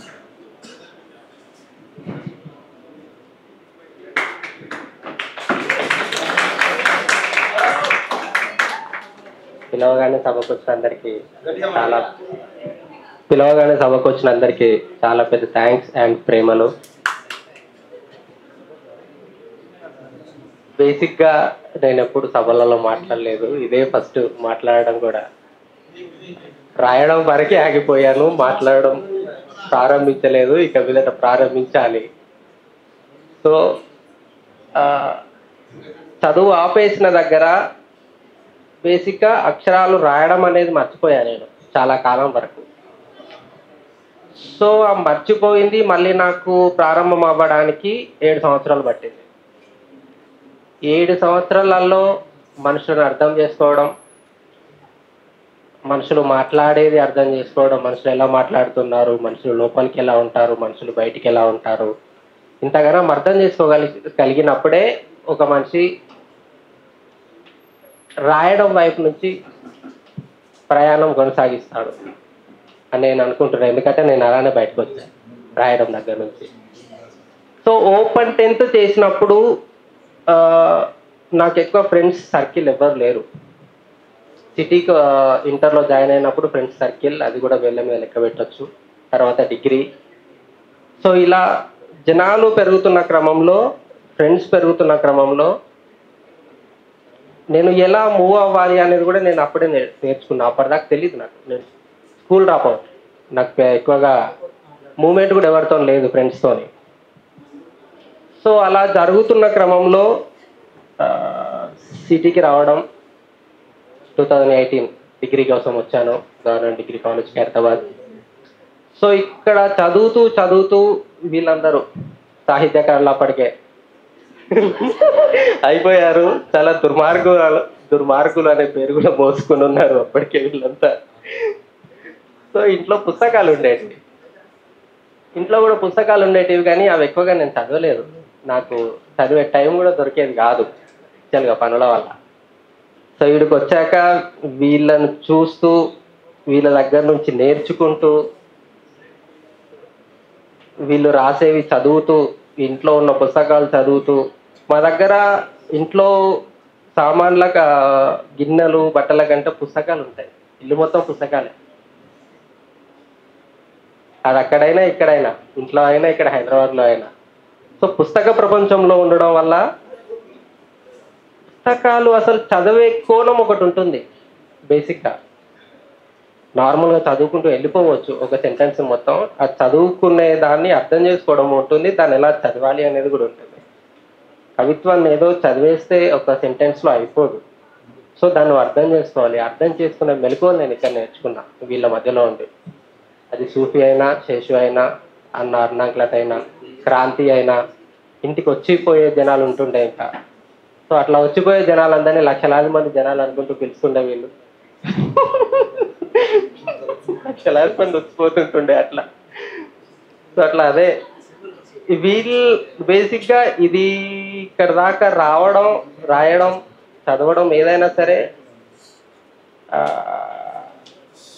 ఇంట్లో డాడీ రాస్తుండే, చిన్నప్పుడు రాసుకొని పేపర్ల మీద రాసుకొని పడేస్తుండే, ఆయన పట్టించుకునేది కాదు అంతగానో. సో అవి చదువుతుండే అప్పుడప్పుడు, దొరికేటివి ఎక్కడో మూలలో తవ్వకల్లా దొరికినట్టు. సో అట్లా పుస్తకాలు వేసి లేకపోతే ఎస్టాబ్లిష్డ్గా ఉండుంటే మాకు చిన్నప్పటి నుండే సాహిత్యం మీద చాలా ఎక్కువగా గ్రిప్ ఉండేది నాకు తెలిసి. ఎందుకంటే ఇంట్లోనే పుస్తకాలు ఉన్నాయి, అది మా నాన్న పుస్తకాలు రాసుకున్నాడు అనే ఒక కుదరకంలో ఉంటుండే, పెద్దరిక అలా ముచ్చట్లా ఉంటుంది. సో అట్లా చెప్పుకొని తిరుగుతుంటుండే నేను చదువుకుంటూ. సో అదేం రాలేదు, అట్లా వచ్చేలా కూడా పెంచలేదు.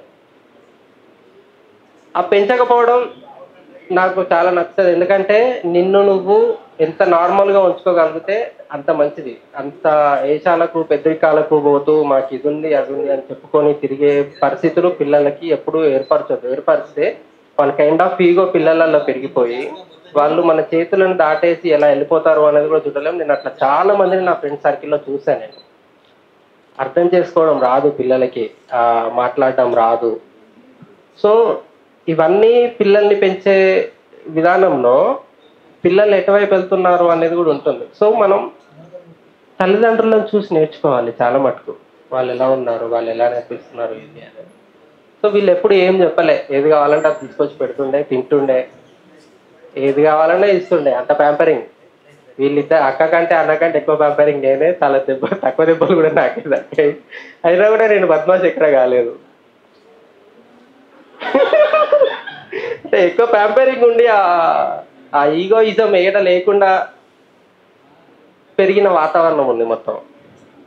సో ఇంత సాహిత్యం చదవడం అంటే నేను చాలా తక్కువ సాహిత్యం చదివా. బేసిక్గా ఇదంతా సమాజాన్ని చూసి ప్రపంచాన్ని చూసి నేర్చుకున్నదే, దాన్ని అర్థం చేసుకున్నదే. రాయడానికి మూలం ఏంటంటే చదవడం. అది కొద్దిగా చదివినా సరిపోద్ది. నువ్వు దాన్ని ఎంత ఎక్స్ట్రాక్ట్ చేసుకోవాలో దాన్ని ఎక్స్ట్రాక్ట్ చేసుకోవచ్చు. కాలేజీల్లో వాక్యం ఇంతే ఉంటుంది, టీచర్ దాన్ని 10 నిమిషాలు చెప్తుంది, ఎలాబరేట్ చేసుకుంటే. ఎందుకంటే దాని వెనకాల చరిత్ర అంత ఉంటుంది. దాన్ని ఎవడో పుట్టించుంటాడు, ఫాదర్ ఆఫ్ అని, మదర్ ఆఫ్ అని, ఏదేదో ఉంటుంది దాని వెనకాల.